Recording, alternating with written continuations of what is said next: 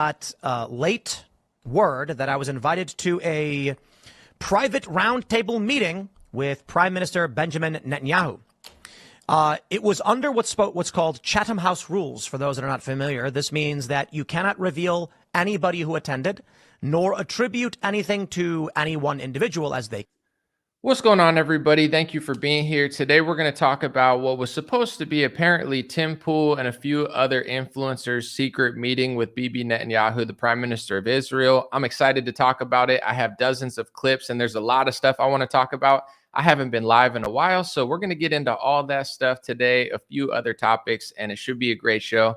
Appreciate you guys. If you're in early, give me a thumbs up in the chat if everything sounds good. Give me a thumbs up on the video for the algorithm, and the Dream Rare Podcast live edition starts right now. Let's go. It's the Dream Rare Podcast. Welcome to the show. The way to get the news at the desk or on the road. Let's go. God is great and success in our control. The world is crazy, but we get better from obstacles. Yeah. What's going on, everybody? Appreciate you. Thank you for being here. Welcome to the show. And I'm going to get cracking once everybody gets in because I got a lot of stuff to cover, including Tim Pool's meeting with the Prime Minister of Israel. I find it all fascinating, but probably the most fascinating angle to it is that Tim seems pretty annoyed that it wasn't kept secret and private. It was supposed to be a Chatham House rules, which I'm not really sure what that even means. I'm not cool enough, or I guess connected enough to even know that terminology, but we're going to get right into it. So it looks like thumbs up, everything's golden. Let's play the first clip because I have a bunch of them. Here's Tim Pool explaining that he doesn't seem very happy because I think he was going to keep it private, but it started leaking to the press and people started leaking who was at this kind of like secret influencer meeting with Netanyahu. So here's the clip of him mentioning it. Last night I wasn't here. I got late word that I was invited to a private roundtable meeting with Prime Minister Benjamin Netanyahu. It was under what's called Chatham House rules. For those that are not familiar, this means that you cannot reveal anybody who attended, nor attribute anything to any one individual as they can deny it, and they would. However, what I love about what the White House is currently doing, when you bring together a bunch of influencers and podcasters who don't know much about journalism culture, whatever you want to call it, not that we respect it tremendously, most people didn't know what Chatham House meant. So with all due respect, it's funny because they bring us into the Blair House, which is where Netanyahu was staying. And immediately people are walking around with their cameras, their phones up. They actually took our phones from us. And I legit thought they would maintain Chatham House rules, meaning you can't quote the prime minister, you can't quote his officials and the other people who were there, but you can report what was said generally. If you wanted an official quote on a specific matter, you would then ask an official once the meeting was wrapped, and they'd provide you the exact quote. Or they would just say outright, like, we ain't putting our quotes on that one. So Tim's like, how dare these journalists walk around with their cell phones? They should follow the journalistic decorum of Chatham House rules or Chatham House rules, whatever it's called, where they should have kept it all private. I want to say this before I play some other clips and weigh in. I don't think it's journalistic to meet with foreign prime ministers secretly, not conducting a public interview or grilling them or doing a journalistic job, whether it's Trump or Biden or Kamala, even like Dan Bongino now, because he's the FBI director. Of course, even if you're friends with them, you should be asking, like a real journalist would ask them real questions. They would compliment Trump, but also challenge Trump. You know, they wouldn't just do a secret meeting and get mad when it was public. So this, I mean, it's news to me. Maybe I don't know how journalism really works in the mainstream, but I thought that journalism was actually asking questions and holding public officials and world leaders accountable. I'm pretty sure that's what journalism is supposed to be. But Tim Pool is part of this new elite journalistic class where you're supposed to meet with foreign leaders in private and keep it all private and not reveal it to the public. So how dare these journalists, leak the fact that he was meeting secretly with the prime minister? That's not journalism, Tim Pool. That's something else. But we're going to get into another clip because apparently Jewish Insider, I don't know if they were the first one, but they were the ones who apparently leaked this meeting to some extent. And I find it funny because the press paper is called Jewish Insider. And I don't know what ethnicity or religion leaked it to Jewish Insider, but it's funny that the name is Jewish Insider because it was likely a Jewish insider in the meeting that leaked it or somebody familiar with the matter. So I just find that name pretty funny. But anyway, here's Tim Pool explaining, what he was talking about to some extent at this private meeting that shouldn't have gone to the public. It's close to reality, but this is what they do, okay? First, the person who was there clearly wasn't there. Ask somebody who then conveyed incorrectly what I actually said. I said there has been a report released from pro-Israel sources alleging Qatar is funding bots and operations to promote anti-Israel content. Is there any evidence that's true? And he said, I don't know. It's possible. That's what happened. I did not say they actually were doing that because I don't know that they're actually doing it.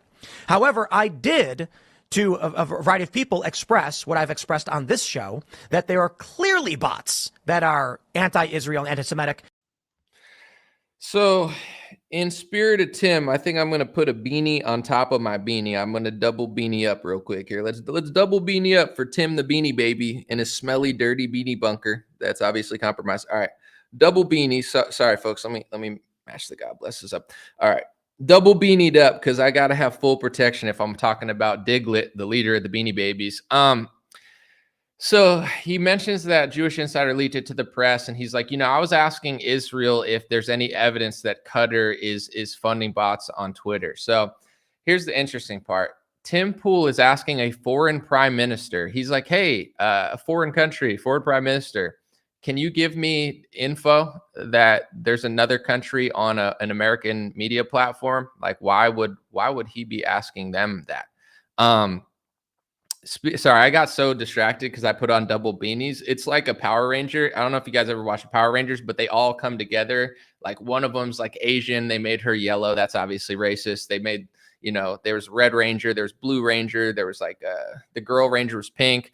And then they all come together and they like form some giant figure and they beat up the bad guys. That's how I feel when I put on a second beanie. When the second beanie goes on, not only is it tight around my head, it's kind of uncomfortable, I'm not going to lie, but I do feel just so super powerful. I'm like, what should I do to combat the smelly beanie bunker baby, the Beanie Baby, Tim Pool? But I need to watch that clip again to digest at least part of it. Hold on. It's close to reality, but this is what they do, okay? First, the person who was there clearly wasn't there. Ask somebody who then conveyed incorrectly what I actually said. I said there has been a report released from pro-Israel sources alleging Qatar is funding bots and operations to promote anti-Israel content. Is there any evidence that's true? And he said, I don't know. It's possible. It's possible. All right, let's look at a few things. I have a lot to say, but I want to kind of just get through the journalism of this to some extent. So Chris Menahan did a great report on this, but he said that the Bilderberg Group, by the way, also operates under the Chatham House rule that Tim was talking about. They say it's to encourage candid debate while maintaining privacy. So, like I said, I'm not familiar with this Chatham House rule. I guess it's a Bilderberg rule as well, but it's like a Freemason style vibe that's going on here where it's like all the elite influencers get to meet with the foreign leader, and talk, but we'll have great debate amongst ourselves, but don't leak it to the press.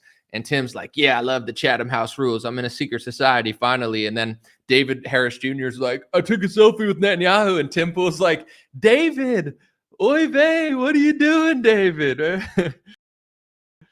David, what are you doing? It was supposed to be Chatham House rules. David Harris Jr. is like, inside my meeting with Prime Minister Bibi Netanyahu tonight on Newsmax, it was an amazing 90-minute meeting. David Harris Jr., he's like the king of selfies. He's like Trump.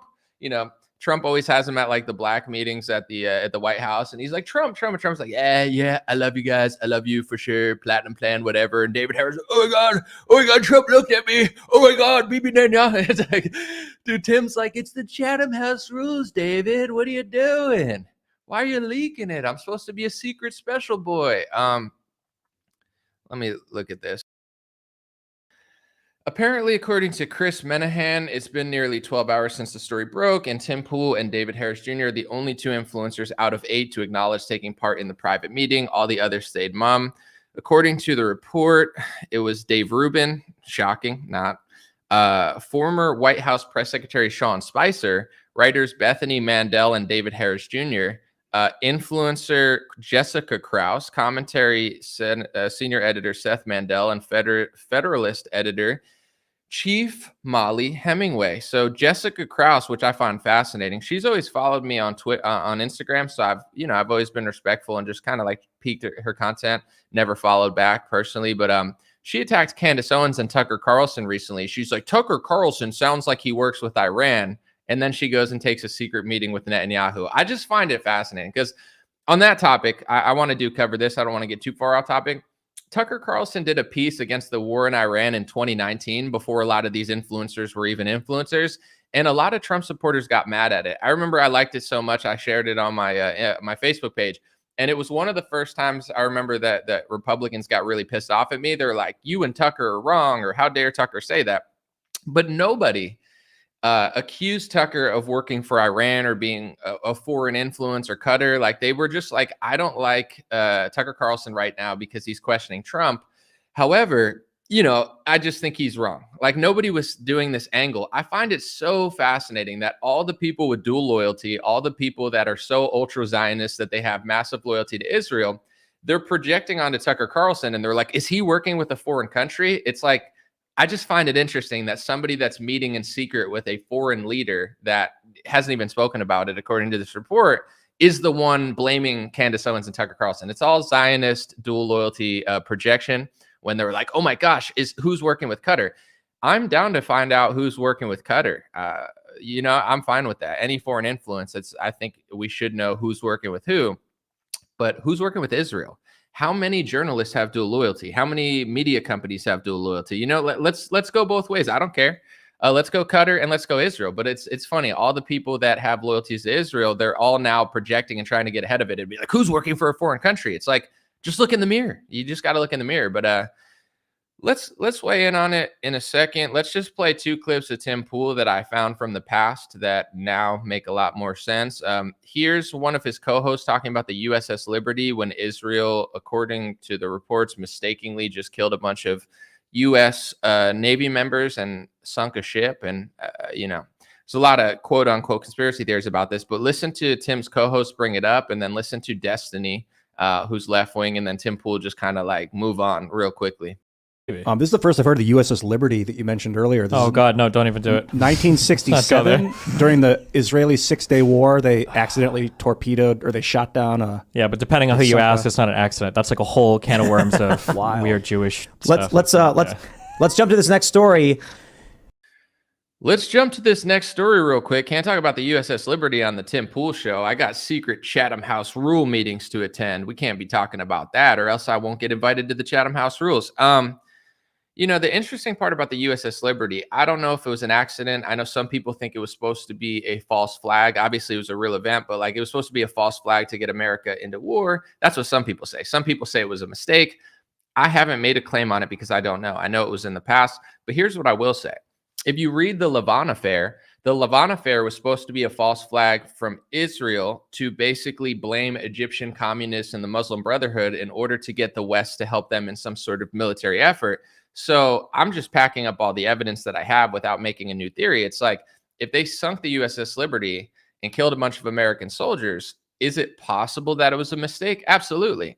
But is there evidence that they would potentially do something against America in order to get America involved in war? There actually is. It's called the Lavon affair. It's not a secret. It's not a conspiracy theory. And it was supposed to be a false flag, but they messed up.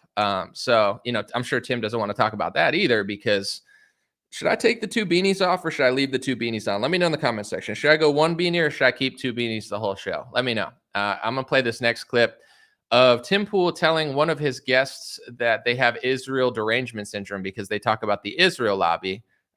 You know, Tim doesn't want to talk about that either, apparently. Trump. Mm-hmm. Yeah, well, and for sure. But Israel is intentionally dragging us into this war, and also Israel has I think you got Israel derangement syndrome. Okay, well, I call it Israel-Palestine derangement syndrome. Okay, then well, so first of all, Israel, this is on 2 separate... Do you know the story of Israel wiretapping the White House and blackmailing Bill Clinton? No. Okay, well, this is you can see this in the New York Post. There's been 2 independently written books on this. Yeah, but do you know the story about the NSA wiretapping Angela Merkel? No, okay, sure. I'm just saying. Look. No, I'm giving you examples of Israel doesn't treat us like an ally. Israel ropes us into these things because they know we're going to back Germany like an ally, which is the point. No, I know, but Welcome to international espionage and warfare. But if you're America first, why would you want to get exploited into this war in the Middle East that you care so little about? Why are you trying to make me single on Israel when all of these other countries are doing equally or worse things? Ethiopia, Afghanistan, Yemen. Because it's not Egypt, the money. Hamas doesn't have a lobbying wing in D.C. Yes, it does. That captures all your politicians. I don't want to say her name. No, but Hamas does not. I'm Tim Pool. Chatham House rules. I got invited. That's how he laughs. All right. One beanie it is. The people have spoken. God bless beanies. You already know what it is. Get it out of here. So that guy's trying to talk about stuff, and then Tim is like almost like a PR team for Israel in that clip. He's like, Israel, wiretapped the White House, and then Tim's like, well, we wiretapped Germany. Okay, like that's Tim's immediate reaction. That's the funny part. Is he just never wants to talk about it. As an American citizen, let's just say, I'm not even sure if that story is true. I know there were reports of it, but let's just say China wiretapped that White House or Canada wiretapped the White House. Like if someone brought it up on my show, I would talk about it. Obviously I can mention other things, but my energy of it would be like, talk about it. And then I'd be like, well, other people are wiretapping other people as well. I wouldn't like jump like Tim's like a PR team. It's like, he's like, but other countries do it. But it's like, what country are you working for, Tim? I don't know. And I'm not accusing him of anything. I'm just saying it's like, he seems like a PR team for that country. Like he's just jumping to their defense. And then the guy tried to explain, he's like, it's about the lobbying as well. And Tim knows this and everybody knows this because of like the FARA Act or whatever. They don't have to register like with AIPAC, I believe. But AIPAC, they have a 98% approval or success rating. That most of Congress is lobbied by AIPAC. A majority of the Democrats are. Almost every single Republican is. Any Republican that isn't completely, or Democrat, that isn't completely subservient to the Israel lobby, they try to oust. They're trying to kick out Thomas Massie. And this is Tim's response, but it's all making sense now because I think, Timmy wants to get invited to the Chatham House little meetings in order to benefit whatever it is that he's doing. Maybe eventually he wants to build a giant beanie bunker that looks like one of the domes that Kanye was building or Ye. And, maybe he'll live in a beanie bunker the same way that Patrick Star lives inside a rock under the sea. And SpongeBob notoriously lives in a pineapple. What are my thoughts about this? So somebody said on my Facebook, they're like, someone said I was just jealous. And I was like, no. But also they're like, would you meet with a leader if you could? Like, what would you do? And it's like, well, two things. One, I was invited to meet with foreign leaders before, but I declined it. I'll get into that later. Second, if you're a journalist or a news analyst, I would interview a world leader. I would potentially meet with a world leader, but I wouldn't want it to be like a private Chatham House. Like that's all really weird. And really, to be honest, I would rather interview a world leader than meet with them. So if someone said to me, hey, do you want to meet with this foreign leader under Chatham House rules and we're going to keep it secret? It sounds weird. I don't know. It sounds weird. Like I said, I was invited years ago. I think most influencers are invited to Israel because they try to pretty much lobby everybody, even like comedians and stuff. There's a great clip of Bobby Lee saying he went to Israel and he wasn't a big fan because the government was like trying to make him like post propaganda everywhere he went and he felt uncomfortable. It's a great video if you could find it. I know people that have gone to Israel and had a great time too. I'm not saying everybody has a bad experience there because some people love it. I heard it's awesome. I heard the people there are cool. I'm just saying like he said like he went on a free trip and he thought it was just going to be like a fun free trip, but they were trying to force him to post things everywhere. I'm not going to get into the specifics because I'm not a drama queen and I don't think it's appropriate. But years ago, I was invited on a trip to Israel and, an influencer told me, he said, hey, Anomaly, do you want to go to Israel and meet with the Knesset? So to those who think I've never been invited to meet with Israel's government, you're actually wrong. And I'm not bragging and it's not like something I'm proud of, but it's just the truth. Like the influencer said, we're taking an influencer trip to Israel. And if you go with us for free, then you can meet with the Knesset. And I told them I'm not interested because I just thought it was weird. I was like, if I go to Israel, I want to go as a tourist. I want to just like meet the people. I don't want to go on a set up government trip. Like that, isn't that a little odd? And also this was in like maybe 2019, 2018, probably 2019. I thought to myself, it would probably compromise me to some extent as a journalist because then, I have a massive bias. it didn't feel right. It felt weird. So I was like, no, I don't want to go. I think it's odd, and I'd rather travel the world as a tourist, not on some sort of like paid trip so I can, get lobbied by a foreign government. So Tim's not the only one that they're doing to. I'm sure any big influencer has had some sort of offer. And it seems like all the ones who take the offer end up being compromised. And it seems like the ones who don't seem to be honest and do their job. I'm not going to get into specifics because I don't feel like it's important and I'm not a drama queen, but I'll tell you this. One of the influencers, the one that invited me on the trip, was one of the influencers that got the Epstein files. Another influencer that was invited on the trip, I was told that there were going to be like 2 other influencers that went with me. Another one of the influencers is now a congressperson. They weren't at the time. They were just an influencer. Now they're in Congress, and now, they're connected to the Epstein files as well. The other influencer is just an influencer now, but says they're eventually going to run for Congress. And, I would say 2 out of the 3 were pushing Ukraine war propaganda for the first month of the Ukraine war. They were misreporting things, posting things that ended up being lies, like Snake Island and the Ghost of Kiev and all the propaganda stories that were supposed to drag America into war that I knew were wrong because they didn't make sense and I actually do my job. Mysteriously, they posted propaganda getting America into war, but now they're against Ukraine, of course, 3 months after all the consequences are gone. I just find that all fascinating. So, would I do that? No, I would interview Netanyahu. I mean, it would definitely be a little scary. He's a powerful leader, but I'd be interested in a journalistic interview, not a private meeting where I'm asking him if Qatar is funding, bots on Twitter. It's like, is every country funding bots on Twitter? Isn't that the funny thing with Tim Pool? It's like when someone talks about Israel wiretapping the White House, Tim Pool says like, oh, we wiretap Germany. But then when it comes to bots on Twitter, it's like Russia probably has bots, Qatar probably has bots, America probably has bots. You know what I'm saying? Like there's probably bots from every country, but it's like he's only interested in the Qatar bots. Why not ask the Israel prime minister if he has bots in his country on Twitter? It's like Tim Pool is such a lopsided fraud. I've always known he's a fraud, and everything I ever say or do, I'm not trying to brag, but I'm always vindicated for 2 reasons. I'm not a liar. I do my job. I mean, that's one. And I'm not compromised. The reason everything I say ages well is because I'm not lying and I'm not compromised. People that lie and people that are compromised, they don't age well because they're lying and they're compromised. So it's really that simple. And people are like, oh, you just don't like Tim for this. You don't like Tim for that. Another reason I don't like Tim Pool is because I have a personal experience with Tim Pool. Now that I see how everything works, I think I was purposely sabotaged by Tim Pool and his staff because they didn't want me to address this issue.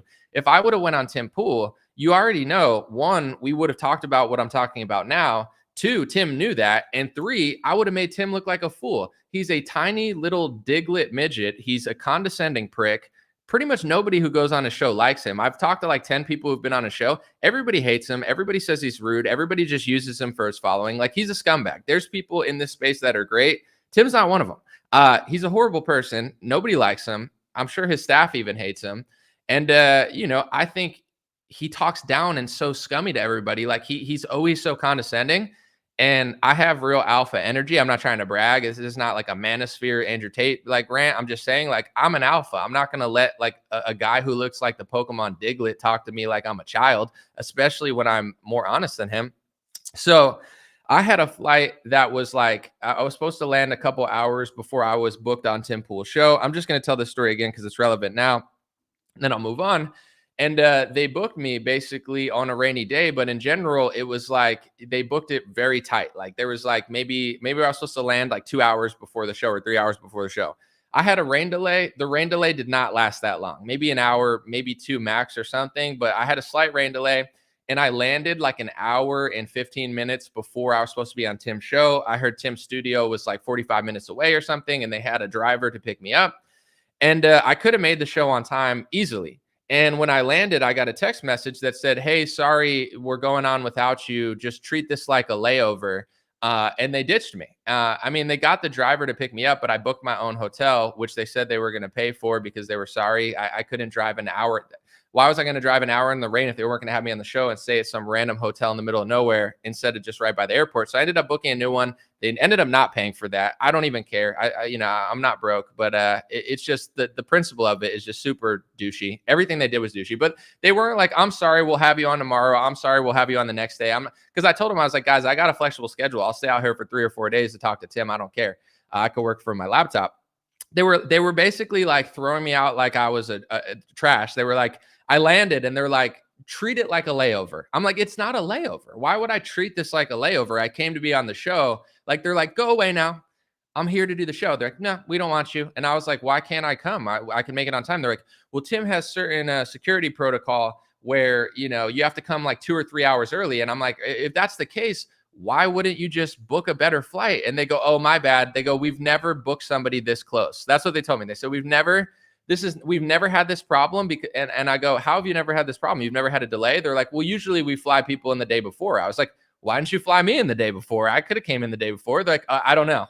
So it's like, none of it was making sense. They're like, we've never had this issue, even though we've had delays, because we always fly people in the day before. We've never cut it this close. And because we cut it this close for you, we don't have time, even though you could make the podcast on time. I'm like, that's a little weird. I was like, what about tomorrow? Can I go on the podcast tomorrow? They're like, no, sorry, we have a guest. They had some no-name guest that nobody cares about, and it was just one guest. I've seen them have on 3 guests at once. I've seen them have on Marjorie Taylor Greene and Thomas Massey. Thomas Massey and Marjorie Taylor Greene are 2 important people. You could split them up. They're important enough to have their own podcast, but they both share time. I can't share time with it. I told him, I said, just let me on the podcast for 5 seconds, 5 minutes. Like, they were like, no. So I think they purposely sabotaged me. They booked a close flight. They said they've never done it for anybody else. I had a slight rain delay. I still could have made it. They said, we're not interested. And then they didn't book me for the next 2 or 3 days.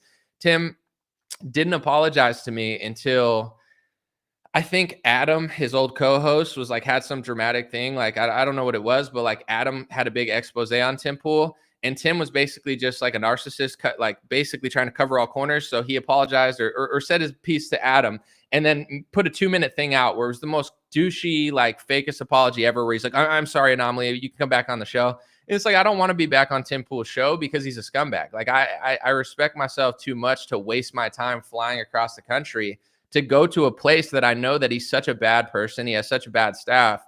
That they lie about everything. They didn't cover the hotel that I bought because I ended up having to stay extra. I tried to extend it to get on the show. Long story short, he's just a scumbag. He's the worst I've ever dealt with in the podcasting space, business-wise. He ditched me, and they said that it just miraculously happened by mistake. Like, we've never booked a flight so why would you book my flight this close? You know what the reason was? I think they knew I was going to destroy him on this topic. I think they knew I was going to out-debate him. They knew what I was about. They knew I've been calling out the IHRA anti-Semitism laws since 2019. They know that it was going to make Tim look dumb. So they figured, why not just, try to make this not work as much as possible and just move on. And maybe Tim had some pressure. Maybe somebody called Tim Pool. Once again, I'm not going to get into other stuff because I'm not a drama queen, but I know some things about Tim. And like I said, I'm not one of those guys, but it's like, I know that people call him, and I know that he does, alter his decisions sometimes based out of fear. So this meeting makes a lot more sense in my perspective. Overall, as a journalist, you should interview foreign leaders. I think it's okay to meet with foreign leaders, to be honest. I'm not like going to stop anybody's hustle. But if you're trying to meet with foreign leaders in secret and you're just basically sucking up to them, it's a little weird. If you're going to ask them about Qatar bots, why don't you ask them about their own bots? Why don't you ask them about the IHRA anti-Semitism laws and rules that are being passed into America against the Constitution? Why don't you ask them why there's bills being passed all over America if they're behind the lobbying of that? We could talk about Qatar, but Tim Pool's a fraud. I've always known he's a fraud. I've always known he's a bad person. He's a good businessman. He's a good podcast host to some extent. I don't think he's actually talented or anything, but he's good at business. I think he's a bad person, and I think he's a fraud. I think he's a liar, and he's always had a weird blind spot with Israel. Like, not even a blind spot. He's always just been a PR team for them. Like, he goes out of his way to bend over backwards to question them even less than he questions his own government. And it's never really made sense to me, besides the fact that I know that's the way to get ahead with like the Ben Shapiros of the world and the government. And I'm not shocked at all that Tim Pool is upset that his meeting with a foreign leader is not private. This should destroy any credibility that he had left. but it probably won't, because that's how this country works. And I just saw Bill Malugin before I move on to the next thing. Bill Malugin's one of my favorite journalists. I think he works at Fox now, but he's great. He reported that now I don't know if it was the DHS, I have to look again, but they're now going to look at every person that's a green card holder or not a citizen, and they're basically going to police anti-Semitic content on Twitter. And they said also physical altercations. So they're doing what Europe does. They're trying to tie the two together. Like, a physical thing is one thing, right? A physical protest, that a physical altercation, physical intimidation, that's one thing, right? A social media post is another thing. So now Trump's White House is policing social media activity in America under the guise of anti-Semitism. And you have to, I don't want to talk about this because I talk about it all the time, the IHRA anti-Semitism definition. Even if you're pro-Israel and you're against anti-Semitism, learn the definition of anti-Semitism, because that's how they're passing hate speech laws into America. And that's how the Trump administration is working with the Democrats and the nonprofits and everybody in unison to turn us into Canada, Australia, and Europe. Tim Pool knows all this stuff. I've talked about it since 2019. And before I move on, I just have to say this again.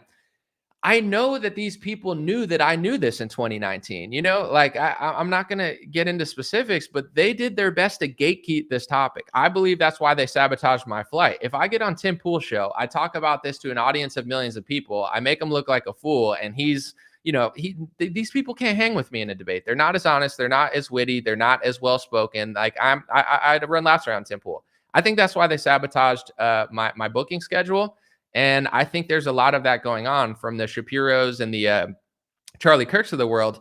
In 2019, they were doing similar stuff where they were just trying to gatekeep this topic completely. It's like this concerted effort, because they know if people like Candace Owens, she wasn't saying it then, but like, just say she was saying it in 2019. She wasn't, but like, that's why they try to keep her out of the situation, because you can't have someone that popular talk about these things. Now it's going to wake up your audience, and then your audience is going to know you're not covering it. So like, they play a numbers game of like, keep certain people out of mainstream, podcasting and Republican sphere, or else we're going to, lose this topic.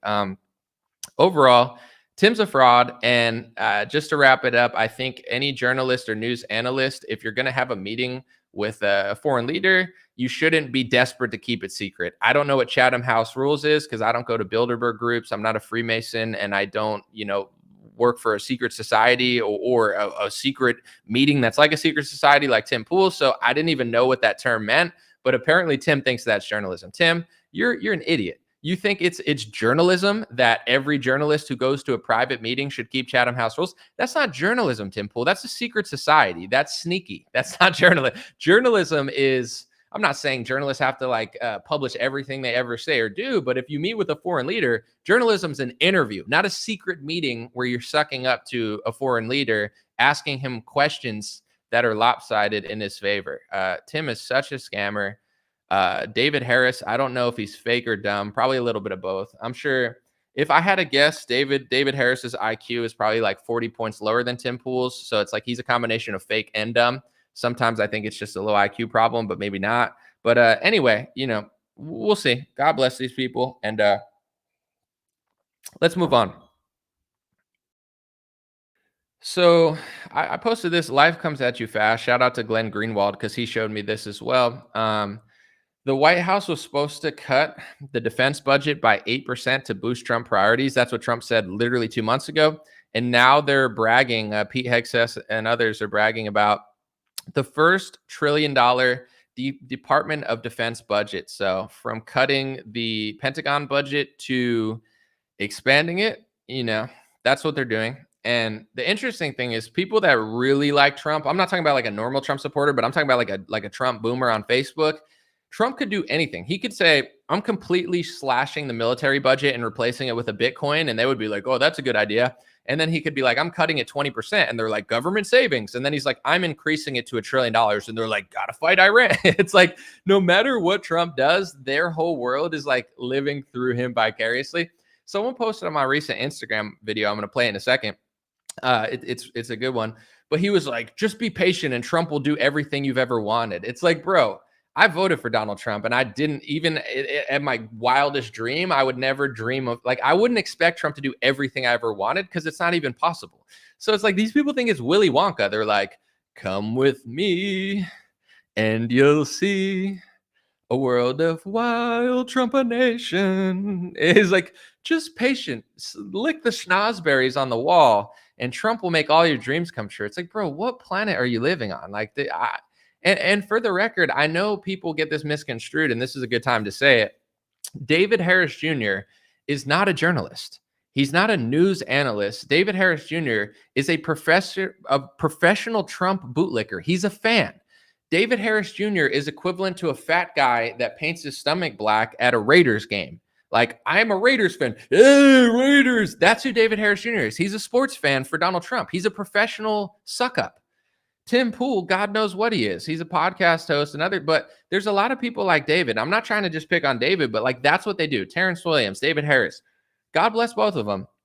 But they're professional. They've made a living off of just being a fan of Trump, which is interesting, and it's a good profession, I guess. But I'm a journalist. I'm a news analyst. When I post a video, I'm analyzing the news. You're like, you say something make me mad. I like Trump. I'm not asking you not to like Trump, but my job is not to be like, look, I met with Donald Trump in the White House for a 15th time. I got a signed book. Cool, bro. It's like Tom Brady threw me his football. You're like a 5-year-old. Somebody's got to do journalism. Somebody's got to do news analysis. Even if I vote for Trump and I like Trump more than Biden, my whole world doesn't revolve around like him thinking for me. I have my own thoughts, and also I'm good at reporting. I'm good at analyzing the news and reporting things that David Harris is either not smart enough or honest enough to report. So I just want to let people know, because some people are so used to these professional sports fans that they think that that's what news people are supposed to be like. They're like, why don't you do what he does?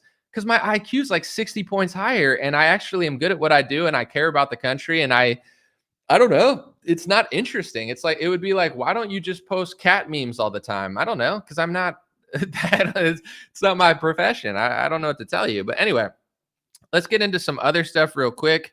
I think, yeah, we'll start with this, I guess. I have a few things I want to cover. Sorry, I'm all over the place, but I got like 10 things I want to mention. This is going to relate to some other stuff. It's not as random as you think it is, but Jesse Kelly said, do we really need Kristi Noem cosplaying as a door kicker?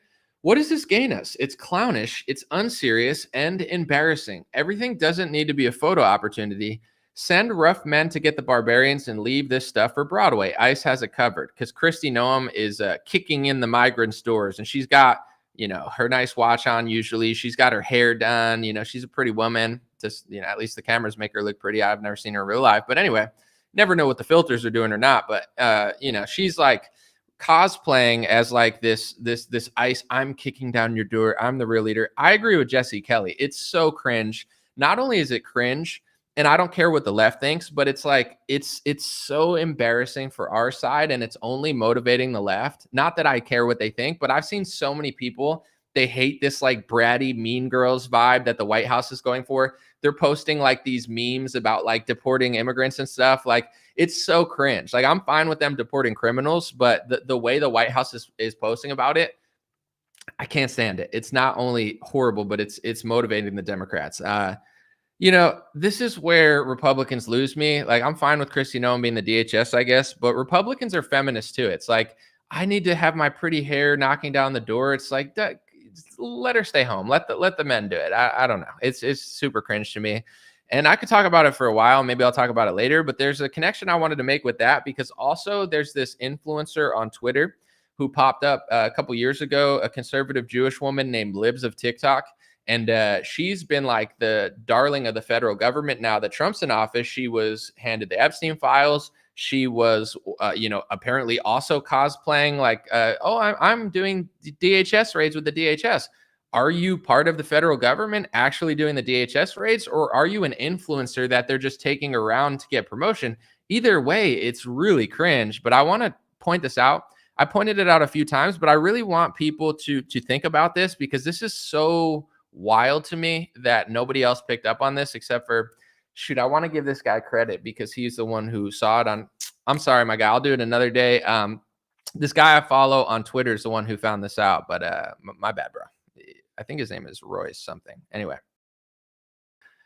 Here is Liv's a TikTok. She was one of the people that got the Epstein files, that were literally nothing or essentially nothing. There's DC Drano in the front. Classic picture. Iconic at this point. She also said, arrested some criminal aliens with Secretary Noem this morning. Exclusive footage coming soon. Phoenix, Arizona just got a lot safer, so they're bringing influencers. She also was complaining for months that the Anti-Defamation League, a Jewish organization, was coming after her, even though she's a Jewish woman. And she was like, the ADL is doing this. They're calling me an extremist, blah, blah, blah. And then months later, after fighting with the ADL for months, she posted breaking. The ADL California has responded to Jewish students being harassed at school. They joined in someone else to take action. You can file a complaint about this school on the ADL's website here. So for months, this Jewish conservative woman is fighting with this Jewish organization saying, they're horrible. They're calling me an extremist. They're attacking conservatives like Matt Walsh and Chris Rufo over LGBTQ. They're left wing. And then a few months later, she's promoting the organization and telling people to literally report to the Anti-Defamation League. And it's like, no wonder they need anti-Semitism, hate speech laws to be like, you can't say we're playing both sides because you are. You can't say we have dual loyalty because some of you do. It's like, I'm Italian and I love Italy, but I'm going to support an anti-Italian speech law that says you can't say that I have loyalty to Italy, even though I have loyalty to Italy. And I'm going to argue with an Italian group for months and say they're horrible and left-wing and terrible and coming after me and they're so extreme. But then months later, I'm going to tell people to report that to that Italian group. Wouldn't that make it seem like you're working together? Of course, but no accountability, just more speech laws for America, because these are the people that need to be protected from the horrific allegations that they might possibly like another country in the world, even though Trump constantly demands that they do like that country because Trump essentially in many ways works for that country. Maybe not completely, but definitely does a lot for them. So speaking on this topic, and then I want to show you my other video. People have heard of Randy Fine recently. He's a pretty popular, I wouldn't say popular, but he's a famous congressperson for multiple reasons. On the right, Donald Trump endorsed him and said he's an America First patriot. Of course, Trump's lying about that. He's not an America First patriot, but, he is a Republican. So Trump endorsed him. He won recently. He's been famous among people who are sympathetic to Palestine because he has posted some psychotic tweets about just not caring. Like, I don't even want to get into some of his tweets, but they're disturbing. Like, I don't care what you think about any side of any war. Like, it's some really dark stuff over there. So he's made a name for himself on X, just being really bizarre. But anyway, this is maybe the most interesting clip I'm going to play because it's so fascinating. He essentially is hinting that Ron DeSantis is anti-Semitic because he doesn't say the word anti-Semitic, but he basically infers it. Because Ron DeSantis is attacking apparently some Jewish Democrat who became a Republican over Israel, right? Like, they were a Democrat. They moved to the Republican Party because, they're so Jewish and so pro-Israel that matters so much to them, which is totally fine. I get it. So now they're like, I'm a Republican, but they're still really a Democrat. And Ron DeSantis is calling it out. He's like, you're not even that conservative. Randy Fine is attacking Ron DeSantis and inferring that he's anti-Semitic, just picking on a Democrat Jewish woman who wants to be a Republican. And the reason this is so hilarious, besides that it is Randy Fine is the congressman who flew to Israel with Ron DeSantis to pass the IHRA anti-Semitism laws into Florida in 2019. So in 2019, Ron DeSantis and Randy Fine flew to Israel and they passed a bill for Florida.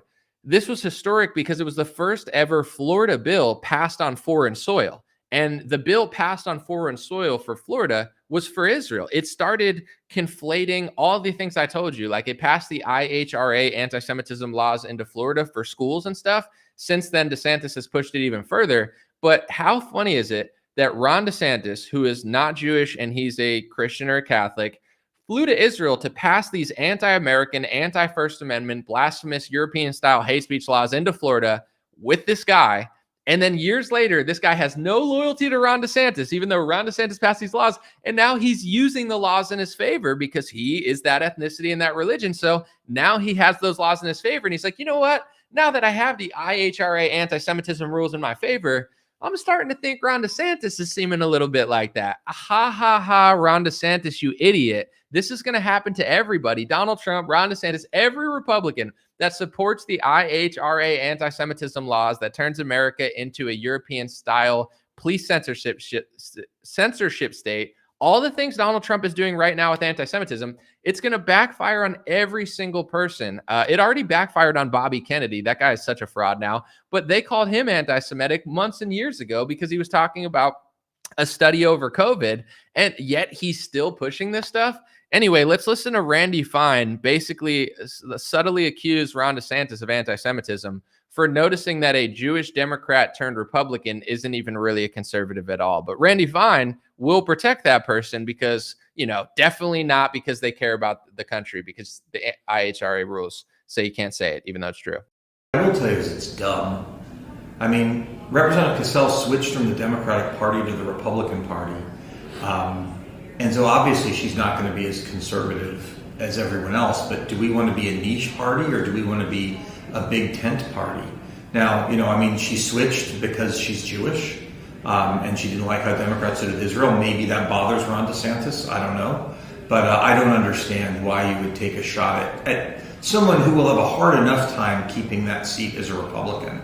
I don't know why he wants to make it harder. Do you think he takes issue with the fact that you are who you are and Ms. Cassell is who she is as far as background?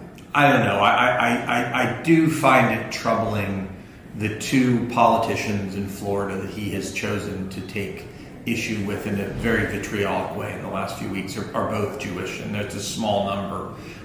So I don't understand it. But look, as it relates to me, I won his congressional seat. So he's like, I don't understand it. Like, Ron DeSantis does seem to be picking on Jewish people because he noticed that a Jewish Democrat turned Jewish Republican does not even seem that Republican, but they are concerned with Israel. So Randy Fine says, hey, don't pick on them. We want to be a big tent. He's like AIPAC in a sense, where it's like, it doesn't matter if you're left or right, as long as you're pro-Israel, that's all that matters. And Ron DeSantis is like, well, I actually care about conservative values. And they're like, well, that seems a little anti-Semitic. That I'm exaggerating, but you get it. I want to address this comment, then I want to play some more stuff. I don't want it to throw me off, rather to inspire me. I saw someone, I'm not going to say your last name or anything, but I saw someone named Jason on Facebook, and he just he posted something extreme, trying to like egg me on and also exaggerate. And I want to explain this to you, Jason, because I want to be clear and honest, and whether you want to exaggerate about it, that's on you. They're passing, I'm going to be very, very clear. In America, they're passing IHRA anti-Semitism laws, right? And rules that are anti-First Amendment. I would be against them if it was black. I would be against it if it was Christian. I would be against it if it was anything. It wouldn't matter if it was my ethnicity or not. From a First Amendment standpoint, I don't believe in hate speech rules. When I don't know what ethnicity you are, but it seems like you're Jewish. I'm just going to be honest, just based on your last name. And I'm not trying to stereotype. I'm just saying, you should understand what I just said. If you're going to constantly cover that up and exaggerate and lie and attack people that notice it, it seems like you're in on it.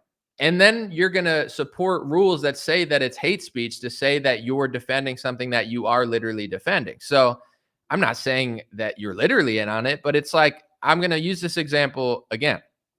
I'm part Italian. Imagine if there were anti-Italian speech laws that say you can't say Italian people own banks, you can't say Italian people own media companies, you can't say Italian people, influence politicians. And let's just say George Soros and Miriam Adelson were Italian. And I was like, hey, George Soros is funding politicians. And you say, that's anti-Italophobic. And I'm like, no, that's literally what's happening. And you might say, well, I don't see that, but it's the ADL constantly defends George Soros. Groups and organizations that Jordan Peterson works with are constantly saying that criticism of George Soros is anti-Semitic. The United States State Department told India, or a political party in India, that they were being anti-Semitic because they shared a meme of George Soros puppeting politicians. The United States government is telling India that they're anti-Semitic for criticizing George Soros. Isn't that a little bit strange to you? So I'm not asking you to agree with me. I don't really care, but it's like, if I say this clearly for 5 years straight and you interpret it as, oh, Anomaly is just being so hateful and he just hates everybody and this is just hate, it seems like you're covering for the IHRA speech laws the same way if I were Italian, it would seem like I'm covering for them. So I'm just trying to be honest and have a reasonable discussion. In the last 5 years, even the recent Pew studies came out, even Tim admitted it, that like Israel has the least amount of support that it's had in a long time. I could tell you why. If you're pro-Israel, you should know why. You know what I'm saying? That it's like calling everyone anti-Semitic all the time is crazy. Like, it's not going to garner support, where it's like Trump is enforcing rules in America to demand that people have loyalty to Israel in the United States of America. But you're not allowed to say that he's being puppeted by people of that ethnicity, even though one of his biggest donors is pro-Israel, and Trump has admitted that they're in the White House more than anybody asking for things for Israel. So it's like, now we live in a world where the truth is hate speech. This is not good PR for any race, any religion, or any country. And as somebody, I'm not pandering, I'm just being honest. Some of my favorite people are Jewish. And people like Dave Smith are Jewish, and I know that's just one example, and a lot of people hate him, but I have a lot of friends that don't act this way. And when people act this way on a political and news media, it's just bad PR going out to the world. So if you want to constantly ignore the IHRA anti-Semitism laws, or the fact that DeSantis passed them with Randy Fine, and now Randy Fine is essentially using them against DeSantis to hide behind the shield of, oh, he just hates us for our ethnicity, when DeSantis is clearly pro-Israel and just doesn't like Democrats pretending to be Republicans. But Randy Fine is fine with Democrats who pretend to be Republicans as long as they're pro-Israel, like AIPAC. If you want to hear everything I just said and just hear hate, that's extreme. Your world of lies is going to get smaller and smaller, in the sense of like less and less people are believing it, because it's just so obvious. I'm not being hateful. I've never said that country doesn't have a right to exist. I don't want anyone to do, like, it's just, that's what's going on. I'm a news reporter.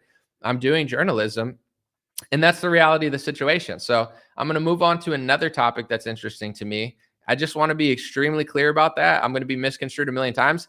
This is all I've been saying for 6 years straight. And every time I say it, they just say, you're being hateful, you're being hateful, you're being hateful, as they're passing hate speech laws. You're being hateful, you're being hateful. David Harris, anti-Semitic, anti-Semitic. Everyone will use these words as the government's passing these hate speech laws. And in a few years, America is going to be like Europe or Australia if the Trump administration gets its way, because they're trying to police hate speech. They're even making a requirement to be a U.S. citizen now. It just came out today.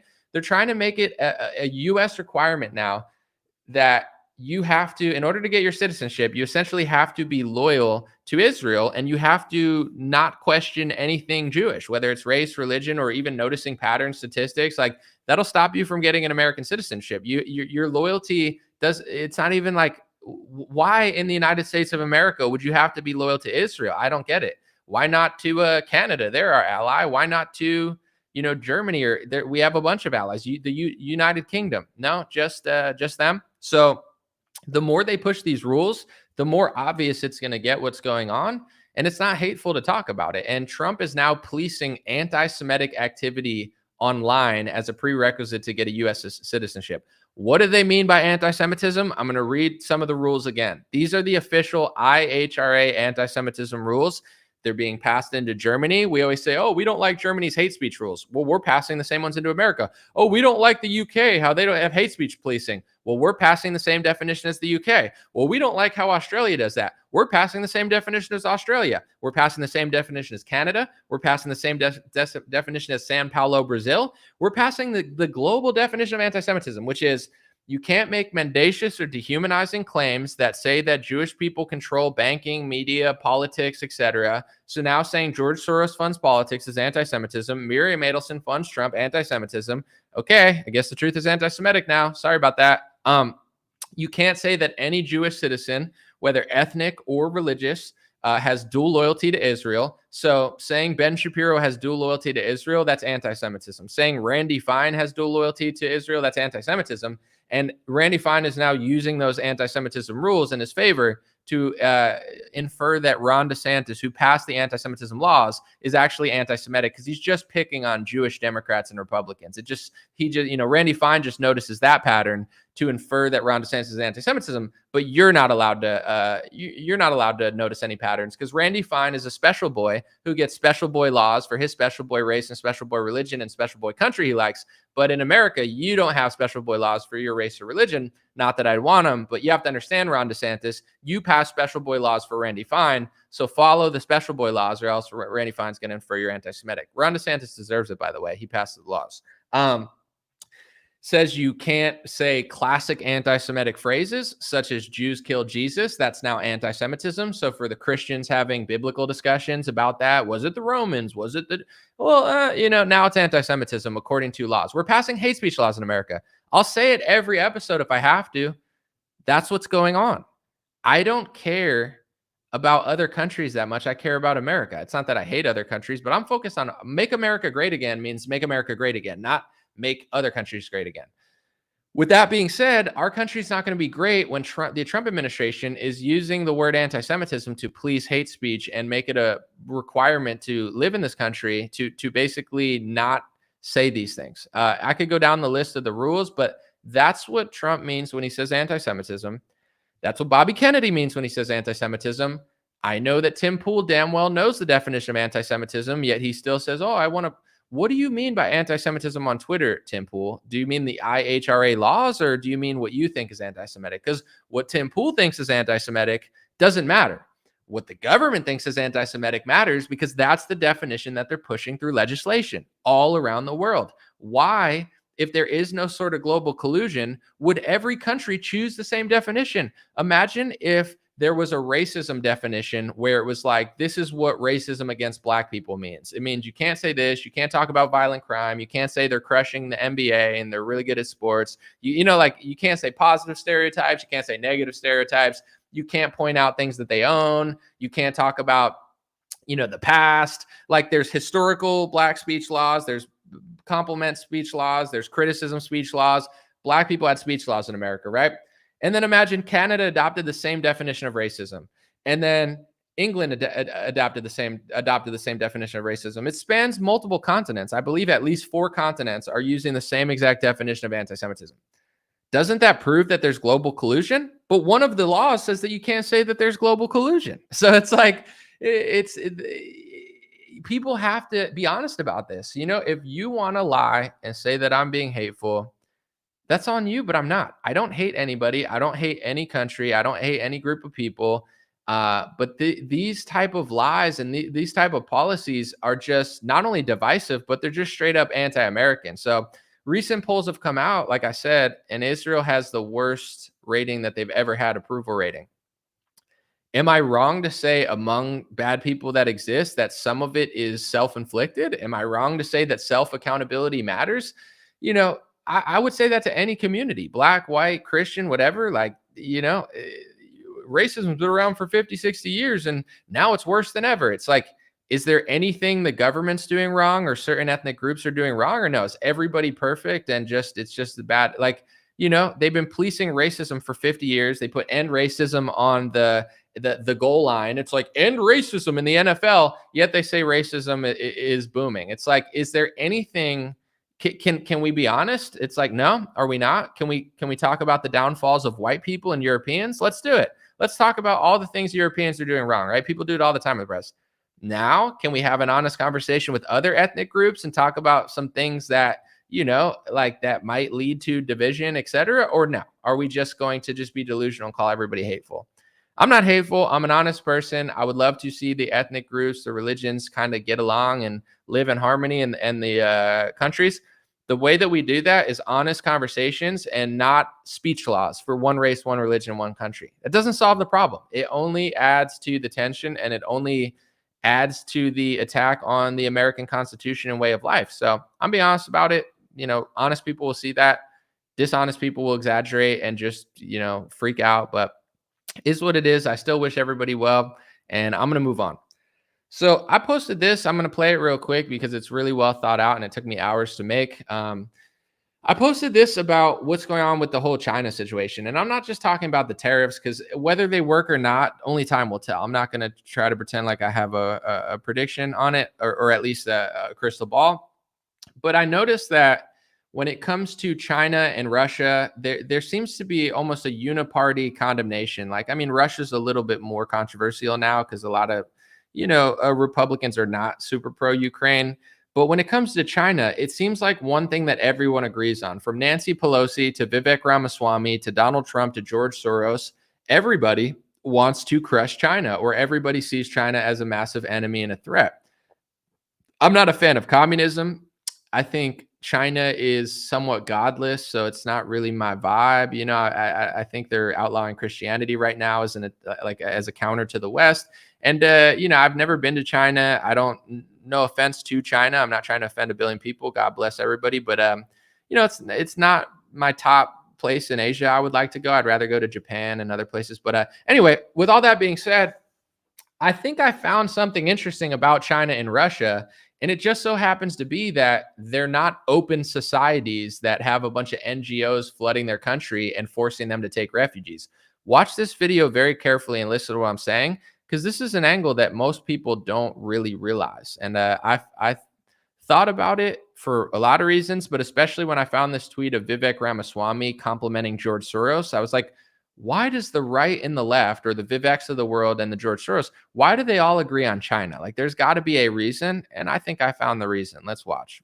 Real quick, I want to revisit this tweet from Vivek Ramaswamy from 2021 before he started cosplaying as a conservative, because it really is a window into what the Uniparty has in plan for America's foreign policy. He tweeted a Wall Street Journal op-ed, which is known as right-leaning mainstream media, but the op-ed is by George Soros, and Vivek said, "Well said, George Soros. I consider Mr. Xi the most dangerous enemy of open societies in the world." Now, what's interesting is George Soros has something called Open Society Foundation. So what open society do you think he has planned for China? And why would a supposed pharmaceutical billionaire turned Republican darling Vivek Ramaswamy be on board with open societies for foreign countries that they constantly complain about for the West? The sad truth that a lot of people don't want to see is that the Uniparty really has the same foreign policy agenda, and even newcomers like Vivek and Donald Trump, although they seem different, may be a part of the same strategy, which is why you see Donald Trump still endorsing swamp creatures like Lindsey Graham. I'm American, I like America, and this is no justification for foreign countries. I'm just being honest. China is a strong country that's economically sound, has a strong military, and isn't an open society. They have a strong ethnic nation.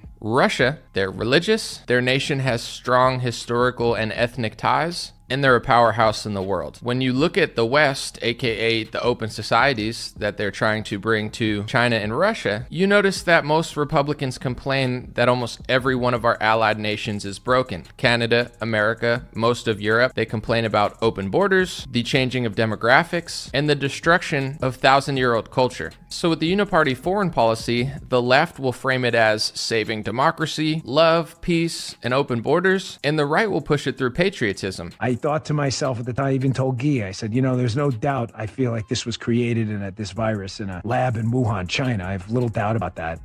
And I figured, you know, I'd rather take my chances with something we created than something they created. But it's not a coincidence that right-wing media publishes left-wing George Soros op-eds, and figures like Vivek Ramaswamy completely agree with George Soros. I think both American parties want to break every nation in the world so that they're subservient to the new liberal world order. Rallying the noble nations of the world to build a new liberal order. Because broken countries, broken cultures, and broken ethnic groups are easier to control. And if you want a microcosm of this, look no further than who Trump is trying to give the Panama Canal to: BlackRock. This is not justification for China or Russia. All I'm saying is, if open societies isn't working for the West, why in the world would people want it for the East? People might hate me for this, but when it's all said and done, it's two wings of the same bird, and it's more a WWE show with characters than it is two opposing parties. Let me know what you think in the comments. God bless you. Have a beautiful day. So, just to summarize, I mean, not that I really need to summarize that, it was pretty clear. I like America, right? I'm American. I have loyalty here, but that doesn't mean I just blindly follow my government. Like when we do things like the war in Afghanistan, the war in Iraq, I was always against those, even as a kid. Instinctually, I knew George Bush was lying, and everybody hated me for it. Now, most people agree, which is crazy. And now they're on to the next trick that they're getting tricked on. They hate me for that. But in general, it's like, I've always loved my country, but I would say in my teen years, I really had a rebellious stage, and I really didn't like America because I felt like it was doing a lot of bad things. And it was, but as I got older, I figured out the Constitution. I became more grateful. And then now I have this balance of I love America. I'm appreciative of America. I'm a proud American. However, I also still believe the things I used to believe, that we are doing bad things. So, I just didn't understand the Constitution, the First Amendment, the Second Amendment. As I got older, I really appreciated the founding fathers, etc. But the truth is, to be a patriot, you don't have to just blindly agree with everything that your country's doing. And I've noticed a pattern. Any country that has a strong nation, like for example, that, like I said there, China, yes, they're communist. Yes, I think their economy is somewhat of a bubble. No, I don't care that Trump has a trade war with them. Obviously it could go bad for us, so it's slightly concerning, but I have zero loyalty to China and I don't really care about them. With that being said, I'm not a horrible person, so I don't think China should be an open society. Like, open societies haven't worked for America. They haven't worked for Canada. They haven't worked for Europe. In fact, they've destroyed America, Canada, and Europe.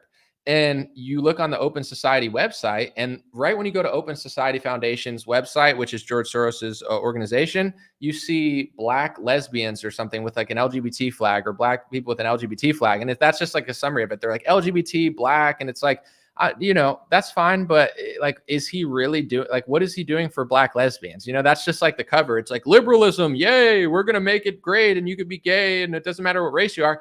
And then they're just flooding countries with migrants and destroying like the world. So if you look it up, open society is not allowed to operate within China, and they're upset about that. They wrote, I think, an article on it on their website. Russia, it's the same thing. It's like China is a nation of Chinese people. They're not falling for open society. They're not trying to flood their country with migrants. They're not trying to shift the demographics. And neither is Russia. Russia's a little more complex. I guess China is too with the Uyghur situation, but with Russia, like, most people are white Christians, but there are some Muslims in Dagestan and stuff. And, they found a way to get along, which is cool. I think Russia, has done a good job in the sense of like keeping its different ethnic groups from like hating each other. And, I think for the most part, people get along and they do their own thing. But in general, Russia is also a strong ethnic nation. And if you notice, like, where in the world is a strong ethnic nation? You have ones in Africa, I guess to some extent. South America a little bit, I guess. A lot of people are like mixed out there, but still, they keep it somewhat together. In Europe, it's almost all completely falling apart. America, Canada. So I've noticed this pattern where the Viveks of the world, when they say, well said George Soros, Xi is a threat to open society. What do you mean by open society? Like, why, even if you agree that China's a threat, you want China to be an open society? Open society doesn't work for us. Why would it work for China? That's what they're trying to do. And this is a hard pill for a lot of people to swallow, but it's like Trump is kind of in on it as well. I hope he's not. And I hope he has some grand plan, because he seems better sometimes. But if you look at the Panama Canal, like I said, it's a perfect example. We're going to take the Panama Canal from China. It sounds great, right?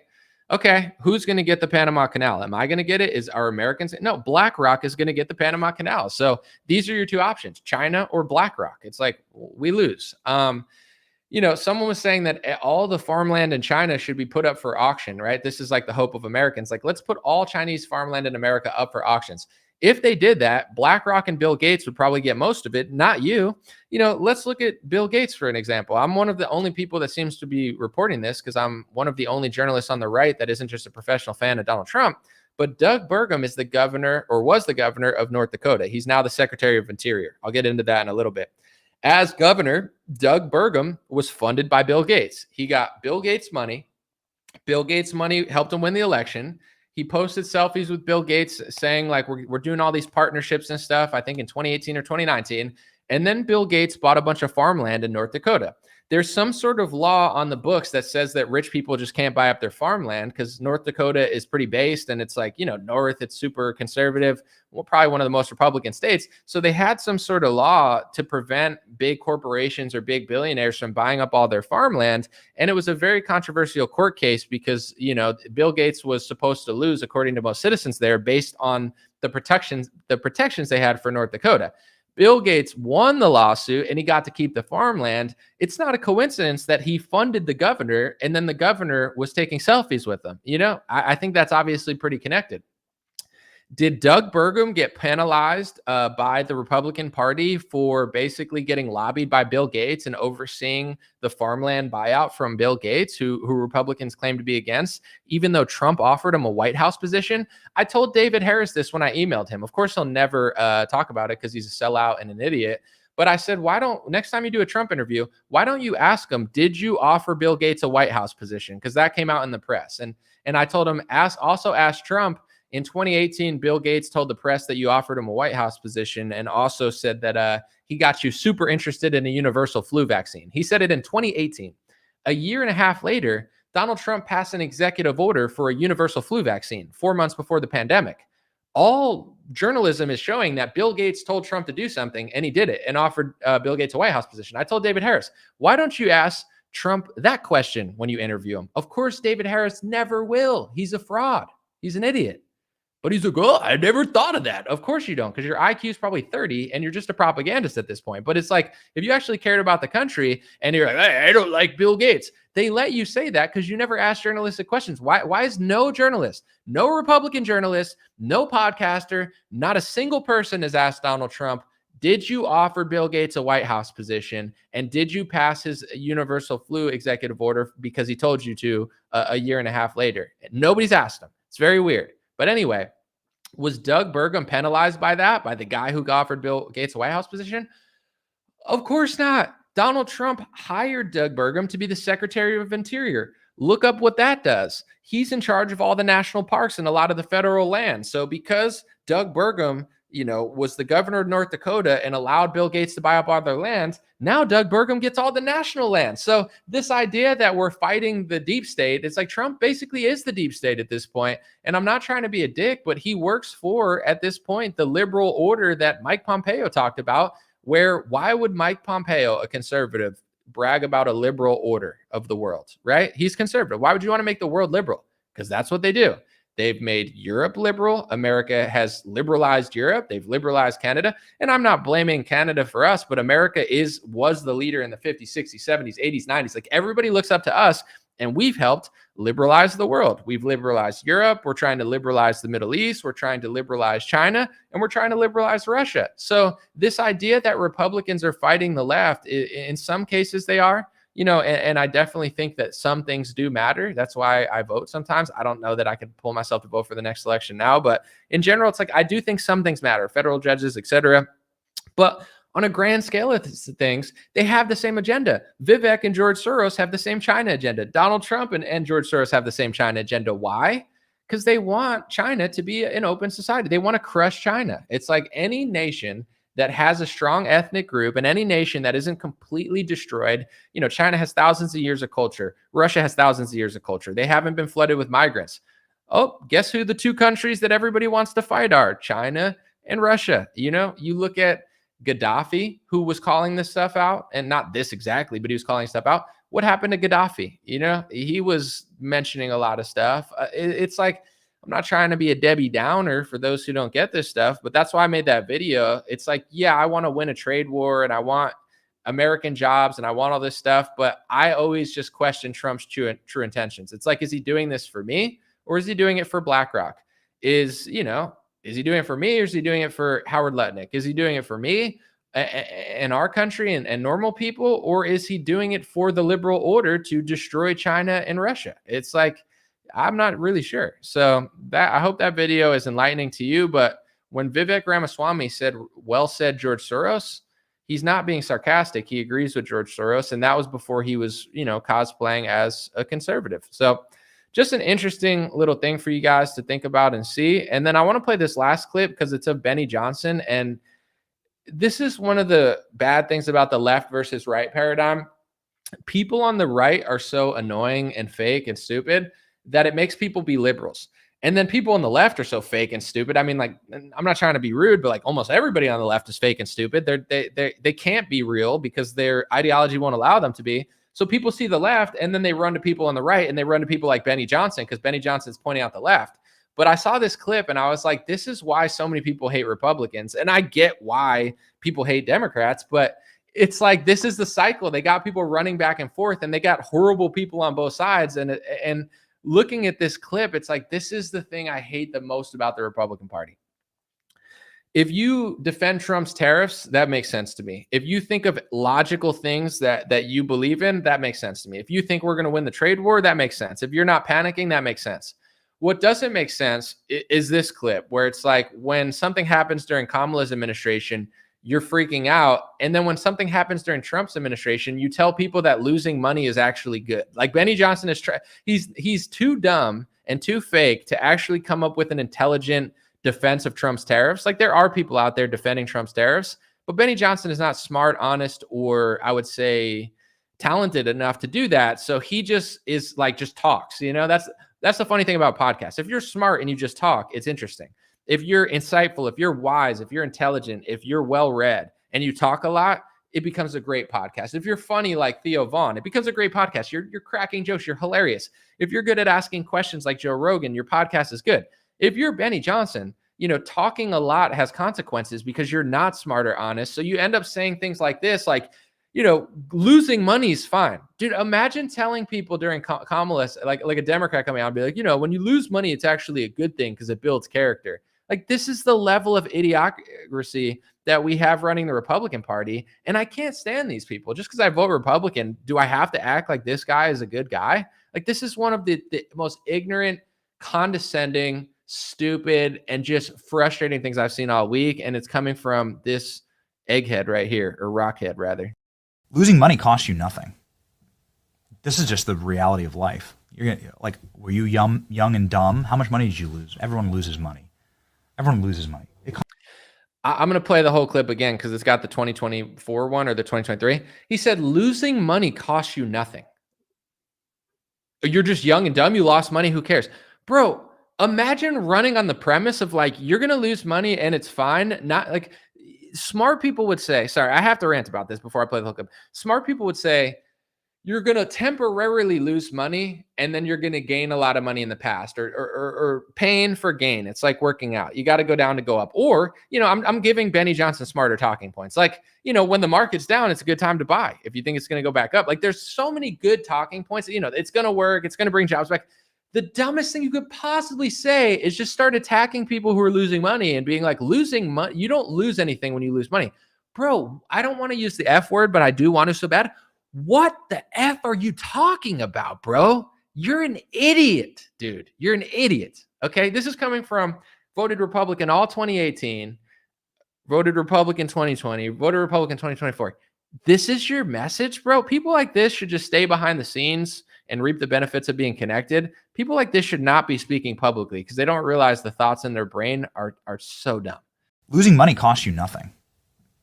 This is just the reality of life. You're gonna, like, were you young and dumb? How much money did you lose? Everyone loses money. Everyone loses money. It costs you nothing. In fact, it builds quite a bit of character. In fact, you learn a lot of lessons actually by losing money. It's bloody Black Monday. Holy moly. The Kamala crash is here. Kamala needs to get in front of a camera today. People are losing their homes today. People are losing their fortunes today. People are losing their futures today. People are losing their 401ks today. This is shaping up to be one of the worst market days in American history. I would rather listen to Kim Kardashian just make noises for an hour staring at a wall, talking to her friends with like $100,000 worth of plastic surgery than ever listen to Benny Johnson. It's shocking to me that Republicans watch this guy as insider entertainment. Like it's dumber than a reality TV show because you think you're actually getting information. At least when you watch reality TV, like, it's dumb. You're just like winding down at night or something. When people watch this guy, they think they're getting informed and educated. You losing money costs nothing. It builds character. You're young, you lost money, so what? That's your message when Trump's in. But if Kamala's in, you're like freaking out. Dude, these are like the worst people in the world. This is why so many people hate Republicans, because they see people like him and Charlie Kirk. Listen, Charlie is a talented guy, I guess, for his age. He's still young, so I give him some benefit of the doubt. He's definitely like good at business and stuff, or maybe it was handed to him. Maybe he's not. I have no idea. But in general, I remember watching the RNC, maybe it was like 2018 or something, and Charlie Kirk was one of the speakers. And I was like, he's the worst speaker out of anybody. He's just yelling. He's so unlikable. He's not wise and calm. He's just like yelling. I'm like, these people are just so obnoxious. Like, this is why the youth looks at this and they're like, I don't want to be that, and then they end up falling for like feminism because they just hate their parents and they hate Benny Johnson. But, I just thought that was like disgusting, where it's like, this is the level that some people are doing. And this is the issue with politics, people think just because the left is wrong, that means that the right is right. That's not how it works. I like that Elon Musk is attacking Peter Navarro now. I think it's hilarious. And we'll get into Elon's, like why Elon's upset too. But he's calling Peter Navarro Peter Retardo on Twitter. He just keeps calling him that because Peter Navarro is dumb. I don't want to say the R word. I'll just say retardo, like Peter Retardo. I think you could say it with an O, like Spanish, but I don't know YouTube's policies. But anyway, I made a compilation video. If you go watch it on tariffs, I hope you do. I think it's one of the best journalistic pieces on tariffs. I included Rand Paul, Thomas Sowell, Milton Friedman, critics of tariffs, Ronald Reagan. And then I included people who were pro-tariff. I forget the other people's names, but they were smarter and they made sense. And then I included Peter Navarro because he's one of the people like defending Trump in the press. And before Elon said anything, I was thinking that when I was making my video, I was like, out of everybody in this video, Peter Navarro is by far the dumbest, stupidest person in this video. Like watching his clips, he's yelling, he's dumb. He's like, tariffs aren't attacks. Tariffs actually are attacks. I'm not saying they're on us or like it's on the consumer, it's on the company, it's on China, it's on businesses. I'm not debating who the tax is for, but tariffs are literally attacks. So it's like he's saying tariffs aren't attacks. The way he's talking about it, I'm like, this guy's a moron. I didn't say it in the video because I was trying to do a good journalistic piece. But watching Elon call him Peter Retardo, it's like like some of these people around Trump are just dumb as rocks. I feel like him. I'm not going to get into other. I mean, I might as well get into it. I'm not trying to ruffle feathers at one of the bureaus, but Dan Bongino's logic for getting the vaccine was I knew the virus was from China, and I knew the vaccine was from America, so I figured it better take my chances with an American product than a Chinese virus. In reality, you're still taking your chances with the China virus, but in general, it's like, now you have a pharmaceutical product of synthetic mRNA in your body. So it's like you're doing both. But in general, like this is the level of IQ that some of these people have. And I'm not trying to be rude because I don't want Dan Bongino to like freak out at me, but it's like, dude, that like, I could have helped him, if he would have watched my videos instead of probably getting mad at certain ones. I could have helped you make a better decision. I'm doing real journalism and real reporting here. I'm showing you the facts. I'm showing you the data. I'm showing you the history of Pfizer. Like, imagine watching a podcaster that's like, my thought process was American vaccine beats China virus, and I regret it because I was wrong. It's like, is your IQ 5? You know what I'm saying? Like, this is the level of thought process that some of these people have. And there's people watching them like, I'm getting informed by a guy who thinks I'm going to take a vaccine because I think America vaccine beats China virus. Like, dude, this is like the lowest tier of thought process when making an informed decision on whether to get vaccinated or not. And this is who's running our country. Yeah, it's better than some weird guy who steals luggage under Joe Biden. I voted for Trump because I wanted more adults to run the country. But Peter Navarro is dumb. And Elon, of course, he has ties to China and economic ties. I don't want to get into the tariff thing too much because I made a whole video about it, but I think it's okay to support Trump and I think it's okay to like the tariffs and want to bring American jobs back and not care about the stock market. But when the left becomes the right becomes the left, and the talking points are just so dumb, it's just, as a normal person that's not crazy, I'm just like, how is everyone this stupid? Like Benny Johnson's like, losing money costs you nothing. Losing money literally costs you money. Like, it's in the name. It does cost you something. What are you talking about? And then it's like people who invest in the stock market or even own a company, like it will affect different people different ways. I see some people online and they're like, the only ones who care about this are the millionaires and billionaires. Not true. 401k owners, the tens of millions of normal Americans with 401ks care, and also individual shops and stuff. It doesn't affect me because I've always been pro-America and America first. So I don't use Chinese products for my businesses, but there are people that tariffs will affect their business. I'm not saying you have to feel bad for them, but to just sit there and be like, the only ones who care about this are hedge fund owners. It's not true. There's people that own companies that will care. Not all of them are good people. And maybe they should have thought about this before, but also as a business owner, I mean, I just sell merch, so it's easy, but a lot of materials are not made in the United States of America. So as much as I try to get stuff in America, it's hard to get stuff in America, but also certain materials literally don't come from America. So it's like, if you have a certain company where you have to get 6 different parts, maybe they make 4 in America and maybe they make 2 overseas. And maybe you have small profit margins and maybe you're a mom and pop shop and maybe now you're going to lose 6 figures this year. They have a right to care. And it doesn't mean that they're anti-America. America doesn't produce everything. They just don't anymore. And there's certain materials that you literally can't get from America, like certain rare minerals and certain other things for like parts that it's not even possible to source in America. So I'm just being reasonable about it. I'm not anti-tariff. I'm not like pro-tariff. I'm just disgusted by people like Benny Johnson who are just being so ignorant about it. And then everyone just starts fighting like ants, at the bottom of like a puddle, just yelling at each other. And I'm just like overseeing it all. I'm like, is everybody stupid? Is everybody just making stuff up? So that's my video. Since there's over 1,000 people here, I'll read a few comments. Let me know what you think about Tim's supposedly supposed to be secret meeting with Netanyahu. Let me know what you think about the Pentagon budget. Let me know what you think about Kristi Noem dressing up like it's Halloween to pretend like she's actually doing something, on the arrest side. What do you think about Randy Fine calling DeSantis anti-Semitic? What do you think about my video saying that I think that the American liberal order wants to destroy Russia and China because they're not open societies? And what do you think about Benny Johnson saying losing money costs you nothing? Any of those topics will be cool to talk about. Let's see. Let's read. Someone said, Jack Welch from GE and all his business model of shipping our jobs overseas are to blame in large part. Screw that guy. I'm fine with you being mad at him, but I'm just saying don't just say that no one else cares, because like that's only one part of the equation. But I hear you. $5 super chat from Free Men Die Free said tariffs are just a good tax on imported goods. If other taxes aren't abolished, the Uniparty just tax us for more revenue and convince you it's good. I don't think it's necessarily good, and I don't trust Trump's. I don't trust Trump at all. I don't think anything. Like, I know who his handlers are. I know who he's working for. I know what he's doing. He didn't oversell the vaccine for us. He's not passing anti-Semitism laws in America for us. I've seen his true character. I know who he works for. So it's hard for me to believe that this is for my benefit, but I hope it is. I mean, maybe it's, maybe he does some bad things and some good things. I don't really know. So I'm not pro tariff. I don't necessarily think it's good, but I would say 60% of me thinks that he's just trying to destroy other countries who aren't open societies for the elites, and Trump's a total puppet.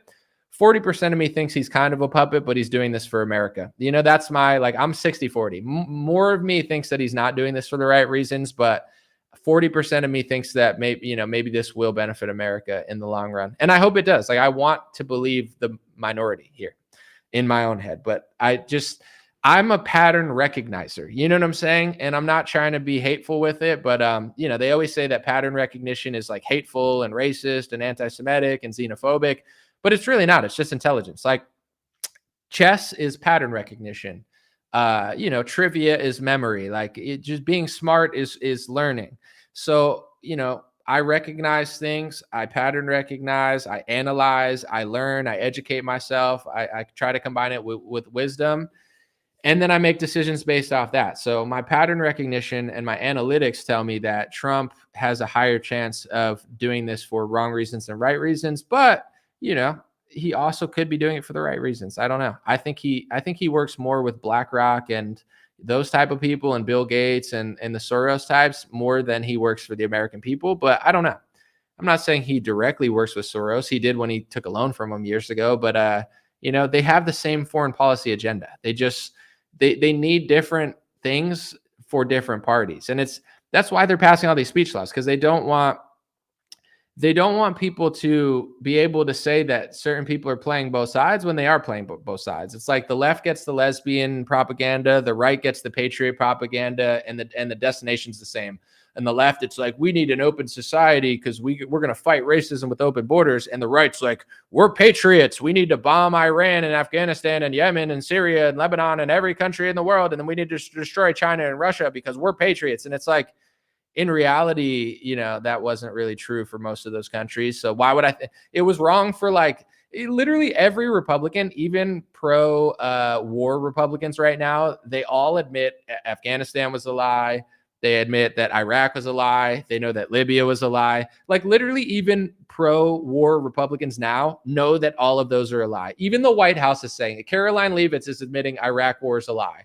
So every war in recent history was a lie, but this new one's not, though. It's like the chances of that being true are very fragile. And here's my question to all the people like Caroline Leavitt and such. I mean, she's young, so I'm not going to blame her, but all the people that are saying the Iraq war is a lie like her, were they saying the Iraq war was a lie during the war in Iraq? No, none of them were. Ron Paul was, like none of them were saying it when it was going on. So it's like they do this thing where it's like, okay, it's far gone. Now we can admit it's a lie because we already did it. We got to do this one. And then in 15 years, they'll be like, why the Iran war was a lie. And there'll be some new guy running on that premise. It's like, it's so obvious at this point. But once again, time will tell. So, let me see.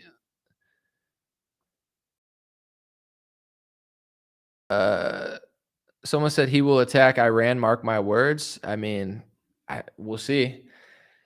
Trump likes to attack on multiple fronts. So I think with Russia, there's the actual war. That's not Trump's fault, but I'm just saying like there's an actual war with Ukraine and Russia. With China, it's more of a tariff war. They're declaring like economic war on China. With Iran, we'll see what happens, but I'm pretty sure whatever Netanyahu wants will be what America does to some extent. I don't see Trump disagreeing with him in any way, but maybe they are. I don't know. Maybe they are disagreeing behind the scenes. I don't see it, but who knows? Let's see. Someone says the left pushes open societies and critical theory. The right pushes wars for Israel and Judeo-Christian values, said Sam. Yeah, I hear you. I mean, definitely. It's like it's different. It's branded differently for sure. Someone said, anomaly, I honestly believe Tim Pool receives money from Israel. How else does he join private meetings with Netanyahu?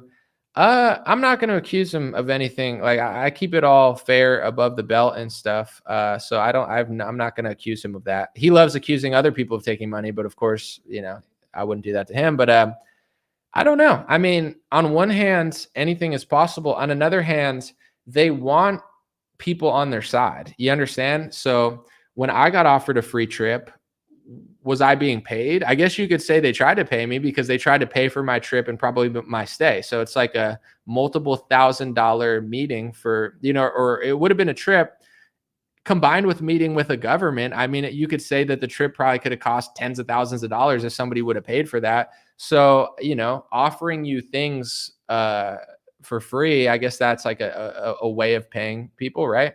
It's like if Trump wanted to lobby you and he said, I'll let you stay at Mar-a-Lago for free for 5 months and just talk to chicks and stuff. It's not a direct payment, but it would be like a lobbying effort to some extent that involved free things. So, I mean, who knows? I don't know. I don't know what they've offered Tim. So no idea, but I just know for myself, I would never do a private meeting that they told me was off record and nobody was going to know. It would just seem weird. It's like, I've gone to the White House, but they didn't tell me like, you're going to go to the White House and it's going to be private. Chatham rules. What is Chatham rules? It's like a secret society rules. It's like, bro, I'm good, dude. Like, it's just too weird. Chatham House rules. It's like, what am I joining Scientology or like a Freemason cult or something? You know what I'm saying? It's like join that. Like, that's what it sounds like to me. It's like, you can come here, but only under like, I have to Google what Chatham House rules are. I don't know instinctually what these are because I've never heard of that in my life. I've heard of like off record, like let's not, take pictures and stuff of this event or, but not like that. Let's see, read a few more. I'm gonna try to keep this under 2 hours. I think that's appropriate. Someone said, you can't tell me Tim Pool didn't wonder why he was getting $100K an episode from a mysterious source with the Russia stuff. Yeah, I mean, I don't, once again, I don't know about all that as well. That's on him. When it comes to someone paying you, I guess for podcasts, people don't realize how much money people are making. So, if you have sponsors and stuff, they're willing to pay big bucks if you have a big podcast.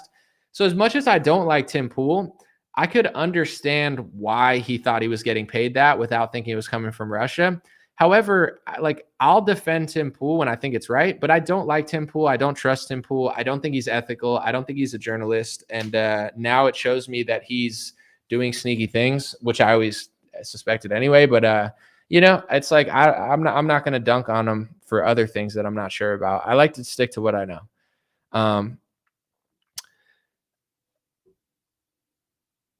I don't know what you meant. I don't even know who that person is, Skydozer. So I don't even know who that is.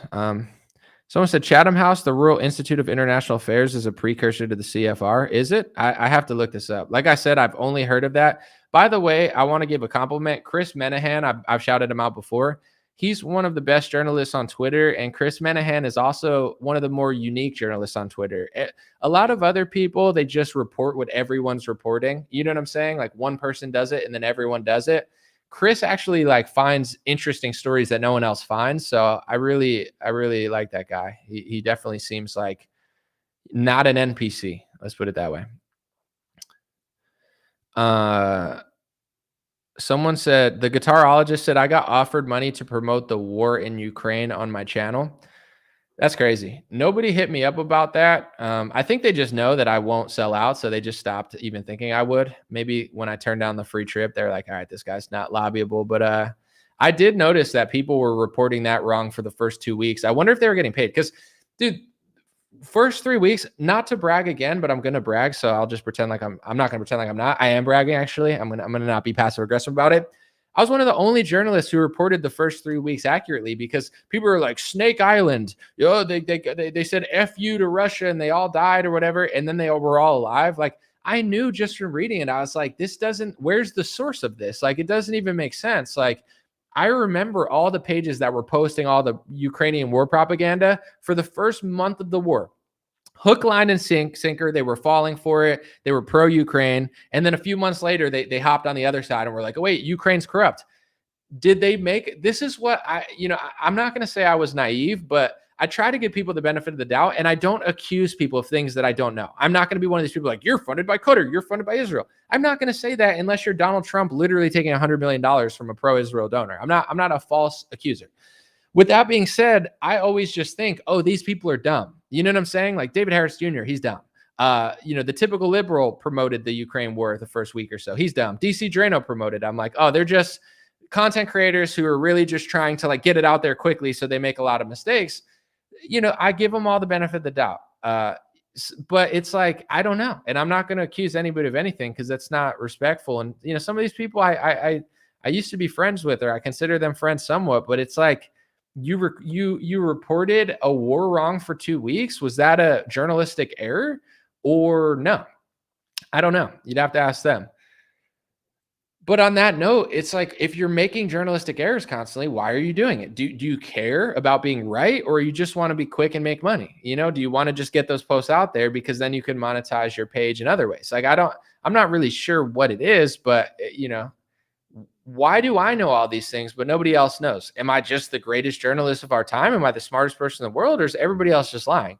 I can't figure it out, because obviously I do think I'm smart. I do like myself, but there's a lot of impressive things that I've done in my life that I'm really proud of. And these are not that impressive. Like, I'm good at soccer. I'm good at sports. I've hit the Billboard charts with a song. Like, there's accomplishments that I'm like, okay, I'm proud of that. These things, like, I can't act like they're that hard to do. So it's like, why did I know? Let me give you another example. 99% of Republican influencers were pro Amy Coney Barrett. They were defending her during the confirmation. They did no journalistic reporting on who she was as a judge, right? Everybody just got tricked into the left-right paradigm and said, oh, the left doesn't want Amy Coney Barrett because she's a Republican and a woman or whatever. And that's what all the right people do. There's 2 people or 3 people that I can remember. One of them, I think, blocked me on Twitter, but that's fine. He's wrong about other stuff, but he was right about this. Robert Barnes was one of the first people who actually looked into Amy Coney Barrett. And I got to give him credit for that, even though I think he blocked me because he's so Zionist that he can't handle anybody that prioritizes America, over that. But, I don't know what his deal is anyway, but God bless the guy. I always liked Robert Barnes. I didn't care that we had disagreements of foreign policy. Another one who did that too is this guy, Jordan Satchel. Jordan Satchel did great reporting during COVID-19. He did great reporting on the pharmaceutical industry. He's super pro-Israel and he's a super Zionist. And that never bothered me. Like, it didn't bother me that Robert Barnes was that. It didn't bother me that Jordan Satchel disagreed with me. I'm like, listen, we disagree on some things. We agree on other things. That's fine.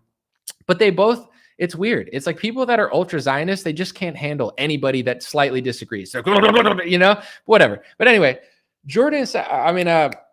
Robert Barnes pointed out that Amy Coney Barrett was pro-lockdown, and then I started reporting on it, and I was like, guys, Amy Coney Barrett is pro-lockdown.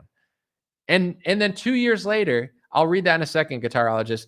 2 years later, everybody starts going, dude, Amy Coney Barrett betrayed us. And I go, Amy didn't betray you. She's always been that. Donald Trump betrayed you because he picked her, but it was his advisors. So you're telling me with a laptop and no budget, I can figure out who Amy Coney Barrett is, that she's a pro-lockdown lib judge, but nobody else could? It's because I do journalism. I do reporting. The truth is nobody else cares, dude. It's all a cycle. They lie to you. They feed you propaganda. The propaganda gets you bopped on the head. You get bopped on the head. They say, oh my gosh, I can't believe Amy Coney Barrett did this. You watch their show again. It's a cycle of failure. This is why I criticize Republicans so much, because they're the fake opposition. They're the ones doing this to you. If every Republican would have done their job and pointed out that Amy Coney Barrett was a pro-lockdown judge, maybe Trump would have picked somebody else, and the backlash would have been so severe that Trump was like, okay, I'll pick someone else. Me and Robert Barnes are two of the only people who talked about this. Very few journalists or news reporters or professional David Harris Jr. sports fans, they don't report on this. They just go, Amy Coney Barrett, good. Amy Coney Barrett, good. And then 2 years later, they're like, Amy Coney Barrett, bad. It's like the lowest IQ caveman slop possible. It's so frustrating. So it's like, am I the greatest journalist out here? Or is everybody else just stupid? Like nothing I'm doing is that impressive. If I can do it with my laptop and a cell phone, billion-dollar companies, Trump with billionaires and, nonprofits everywhere, they can't figure this stuff out. The truth is they knew and they don't care. They don't care. You think the father of the vaccine cares if he picks a pro-lockdown liberal judge? He doesn't care about you. But everybody in America is so scared and so beaten down that they just want Donald Trump to care so bad. They want to pretend like Donald Trump is an anime character that they wish he was. He's not. And that's why I'm going to continuously be right and continuously be vindicated. And every other journalist is going to mysteriously be wrong about everything. They're wrong about COVID. They're wrong about the lockdown. They're wrong about the vaccine. Dan Bongino takes it because America beats China. Everybody promotes Amy Coney Barrett.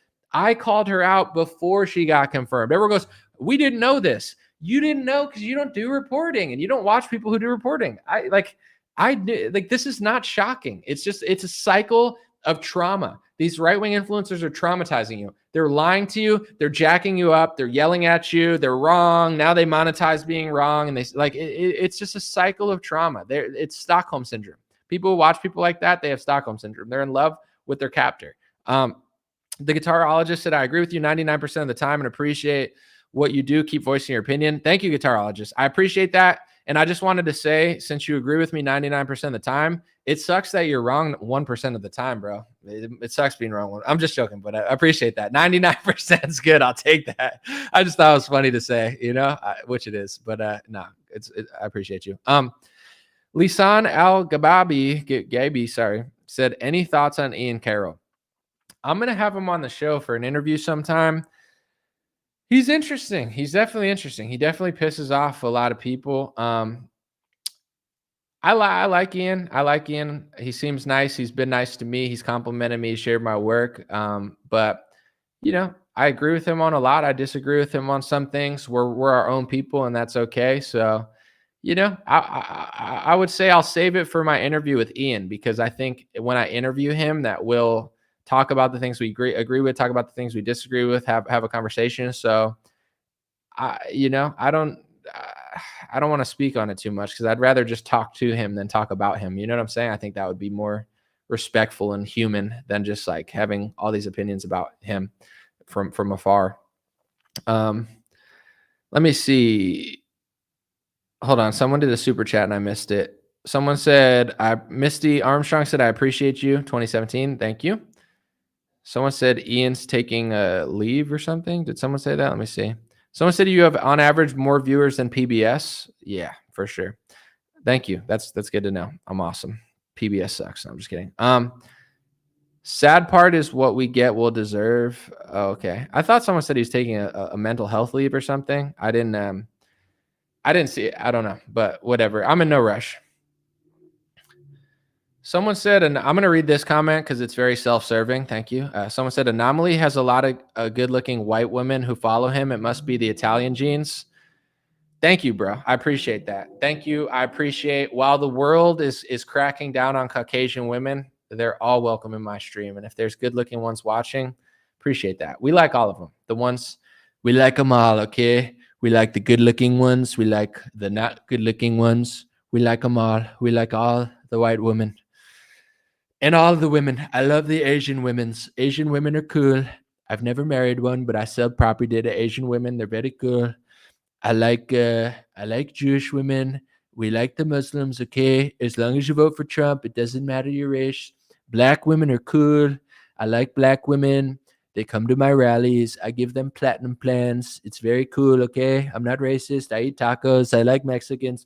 In fact, if you want to talk about Mexicans, the taco bowl at Trump Tower, my goodness, it's just the greatest.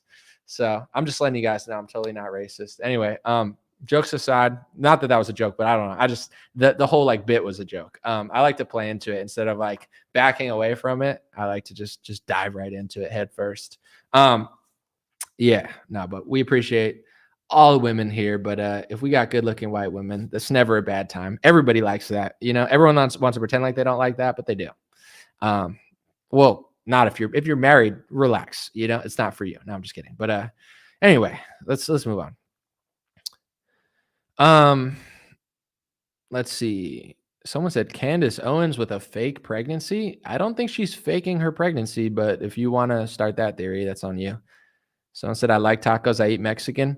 I like Mexican so much, I eat it. I eat what I love. I don't love unless I eat. I eat the taco. Oh, the enchilada. Oh, every time I eat the enchilada, I just think about closing the border. I close my mouth like I close the border, and I go, ooh, Claudia Scheinbaum, you need to listen to me, okay? You need to cut the tariffs, cut the BS, cut the fentanyl, okay? Cut the fentanyl and eat the taco, okay? Claudia, enough of this situation. And then Claudia's like, listen, Trump, I'm Jewish, so that's anti-Semitic. And Trump goes, how can that be anti-Semitic? Okay, I passed this laws for Israel. I'm not anti-Semitic. I police America for Israel. And she goes, yeah, but you offended me, and my ethnicity has special rules, so that's hate speech. And Trump goes, I love your people. Okay, Mexican, Jewish, it doesn't matter. Daddy Trump loves them all. Just cut the tariffs. And she goes, I don't want to cut the tariffs. That's hate speech. That never happened. That's just a skit in my head. Could have been on SNL if they would have saw my talent, but they didn't. It's okay. It's okay. It's okay.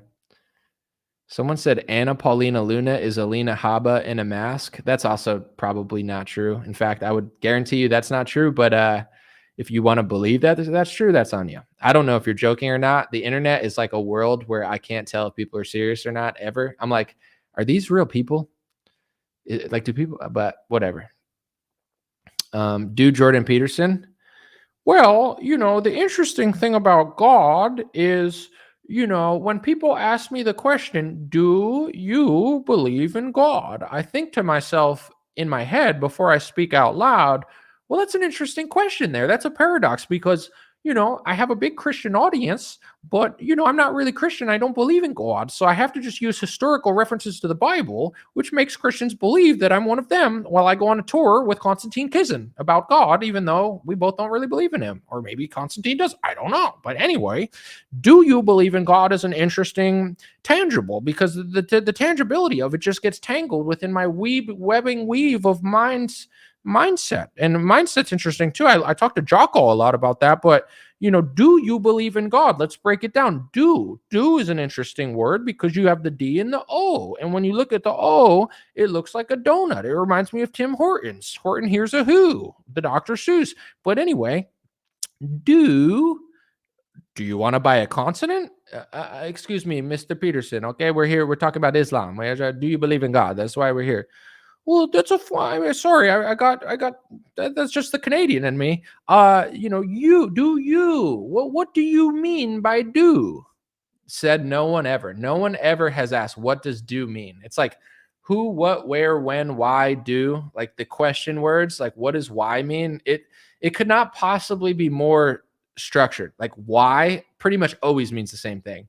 Do always means the same thing. Like it almost never means something else. You can refer to like you as a person, you as a group. There's not that many definitions of you. It can be different things though. Do is one of the least controversial words. Like it's so simple, bro. But God, when you say God, what do you mean? It's like they're like Allah. He's like, oh, I gotta go back on a banjo bench now. I heard a lot 3 times. It's like, all right, bro, go to your. Never mind. That's mean. That is not nice. All right, let's go up. Sane Millennial said, "You're one of the very few real ones, Anomaly, who I continue to listen to even when I disagree with you. Can you please unblock me on the Pick app so I could share your stuff again? The Virgo on fire. What's the Pick app? I don't know. What does that mean? Am I on a Pick app? Instagram are you talking about? I don't know. Why did I block you? I don't block people for disagreeing with me. I block people for being annoying or like, intrusive. I've never once saw someone disagree with me and be like, let me block them. You must have done something really annoying to cross the threshold of even getting blocked. So just stop disagreeing with me and you'll be right all the time. It's not that hard. I'm joking, but I don't, no, I'm not going to take the time to unblock you. You lost the privileges on that app. But thank you for being here and thank you for the super chat. I'll consider it one day, but that requires effort that I'm just not willing to put in right now. Bro wants to rewrite the English language. What do you mean by the word God? God is what me and Konstantin Kizin tell you it is. Konstantin calls everybody woke right. I work with contagion organizations that pushed COVID censorship, and that makes us the real right wing. Right, Jordan Peterson. Dude, it sucks how funny I am, man. It just really sucks being this funny. All this talent, but I can't get anywhere because I talked about the IHRA speech laws, and I'm too conservative for liberal media. I'm too honest for right-wing media. It's just unfortunate, man. My life is a paradox. I'm not allowed to get... You think my speeches wouldn't be one of the best at TPUSA? You're kidding yourself, but I'm not allowed on the stage. They need to let Brandon Tatum be like, the best country in the world is Israel. Israel's the greatest country. They're like, thank you, Brandon Tatum. That's a great speech. It's like, yeah, it was thrilling. It was a thrilling speech. Thank you. And then you have like Ted Cruz, and Ted Cruz would be like, here's why I'm the funny guy. And it's like, dude, if Ted Cruz is your comedian, then we're in some trouble here. It's like, I'm Ted Cruz, and I'll tell you why Israel's the best, greatest ally in the world and why the IHRA speech law shouldn't be looked at. And you're like, all right, well, anyway, you're like, this is an interesting event. I'm Rick Scott. I'm Senator Rick Scott. I'm a cool guy too. I'm a cool guy who's funded by donors. I'm Rick Scott. And the real problem in the country is anti-Semitism. So ignore the anti-Semitism hate speech laws that are turning our country into Europe. The next speech is Vivek Ramaswamy. And he's like, when I came on the scene, I was just a funny guy with a funny last name. You're like, didn't Obama say that? And he's like, yeah, he did say that, but it worked so well for Obama, so I figured I'd say it too. And it's like, there's two things. There's information and then there's vibe.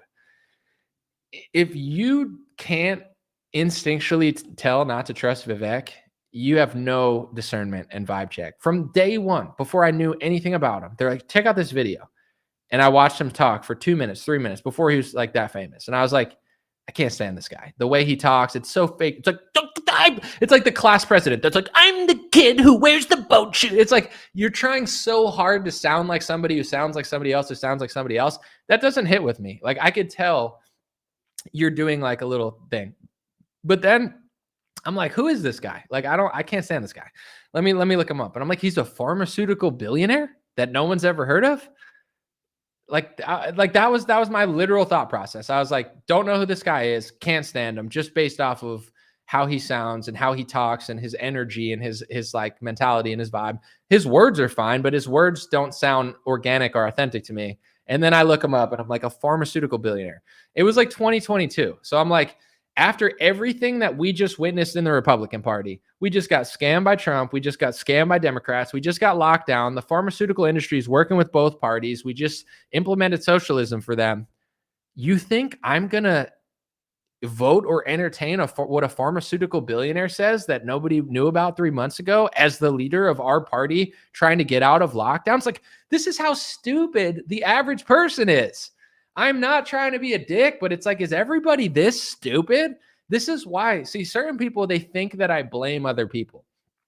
I don't blame other people. This is not Israel's fault. This is not a certain race or religion's fault. This is Americans' fault. Stupid people win stupid prizes. Stupid people get stupid results. A nation of idiots gets idiot results. And I'm not trying to be rude, but it's like, it's our fault. There is no one else doing this to us. It's us. Like if the Republican Party goes through what they went through, and based on media manipulation and just trends, they're like, you know who'd be a great president, or you know who'd be a great vice president? Vivek Ramaswamy. I'm like, not only is that insane based off what I just told you, but you literally, your main complaint with Mike Pence is that he turned his back on January 6th with Trump and the January 6ers. And then Vivek Ramaswamy said he cried on January 6th. He said he literally cried, which he probably lied about. And then he wrote a book saying that Trump was a sore loser and Mike Pence was right and did an honorable job.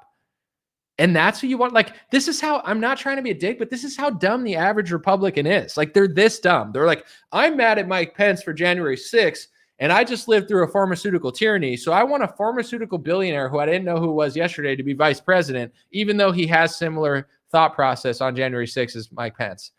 Like, is your IQ 3? You know, like people are this dumb. It's shocking to me. Like I said, I've done some impressive things in my life. These are not one of them. If this was like me hitting the Billboard charts or me being an athlete, I'd be like, yeah, okay, it's not for everyone. This is not one of the top 50 impressive things I've done in my life.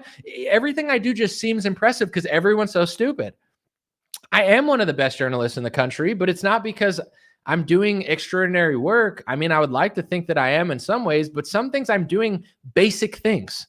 It's like all you need to do to be a Republican is be like, a girl is a girl and a boy is a boy. And they're like, what's your stance on Israel? You're like, I'm willing to give it all the foreign aid and call everybody anti-Semites while the Republicans pass anti-Semitism speech laws. They're like, okay, you could be a spokesperson. It's like, that's all you have to be. So it's like, people don't know anything. It's so crazy. It's so crazy. But you know, whatever. Let's read a few more. We got 2 minutes. Let's keep it fun.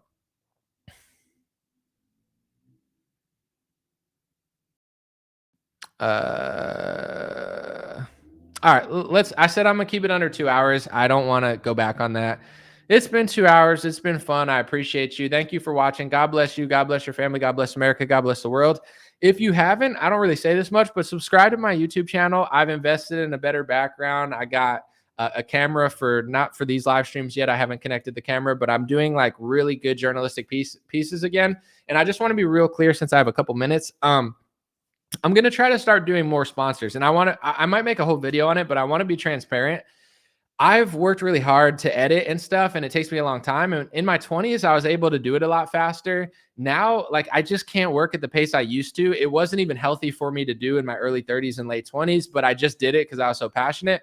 But the thing is now it's like the business models have changed and I just can't sit there like editing videos 7 hours a day. Like I did it for so many years straight. I didn't even like go outside barely for like a couple years. So I'm trying to figure out like, how do I get back to the great videos I do? So now I'm starting to pay somebody to film and edit for me. And if I could get sponsors on my videos, I promise you, I'll never let them censor me. I'll never let them change my policy. I'll never let them stop what I'm saying. I just want to work with companies that like me and help them out as well if I believe in their product and I think they're ethical. So that's what I'm going to do. And I know there's going to be people who complain if I do get a lot of sponsors, but the truth is I can do 5 videos a week, 6 videos a week. Just as good as my old videos, just as honest, just as real. It's just now I could pay other people to edit them. So if I could get a sponsor on each video, I can, what I'm doing, and everybody that I work with is in the United States. They're a citizen. They run businesses here. I'm employing 3 different Americans. I'm sharing the money with them. I'm allowing them to work on other things than me. And then instead of just editing 8 hours a day, I'm going to be able to come up with the ideas, come up with the concepts, film it, and not have to edit every video. I'm still editing myself, but when you see sponsors, just letting you know, the more that I get in that category, the more videos I could do. I could do 10 great journalistic pieces a week that look like Fox News level stuff. Not saying they're great, but the quality is good. They just have a team of like 100 people. I can't do it by myself. So in order to have a business model where I'm able to pay other people, I have to start working with sponsors or get a subscription model that makes sense. But I just want to let people know, thank you for the Patreon. It helps a lot.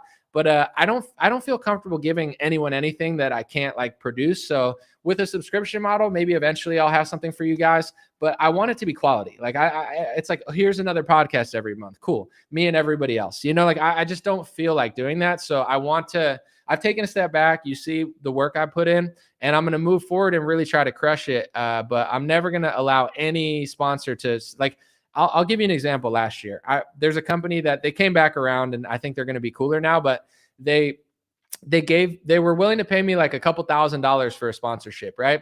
And they said, what do you want to do? And I gave them some options. Like, this is what I'm doing right now. This is what I'm working on. And they were trying to like, just talk to me too much. Like, why don't you do it this way? Well, like they weren't even trying to change my mind. They were just being annoying. And I told them, I'm like, bro, I'm not broke. I don't need your money. Just stop talking to me. So it's like, I'm so picky.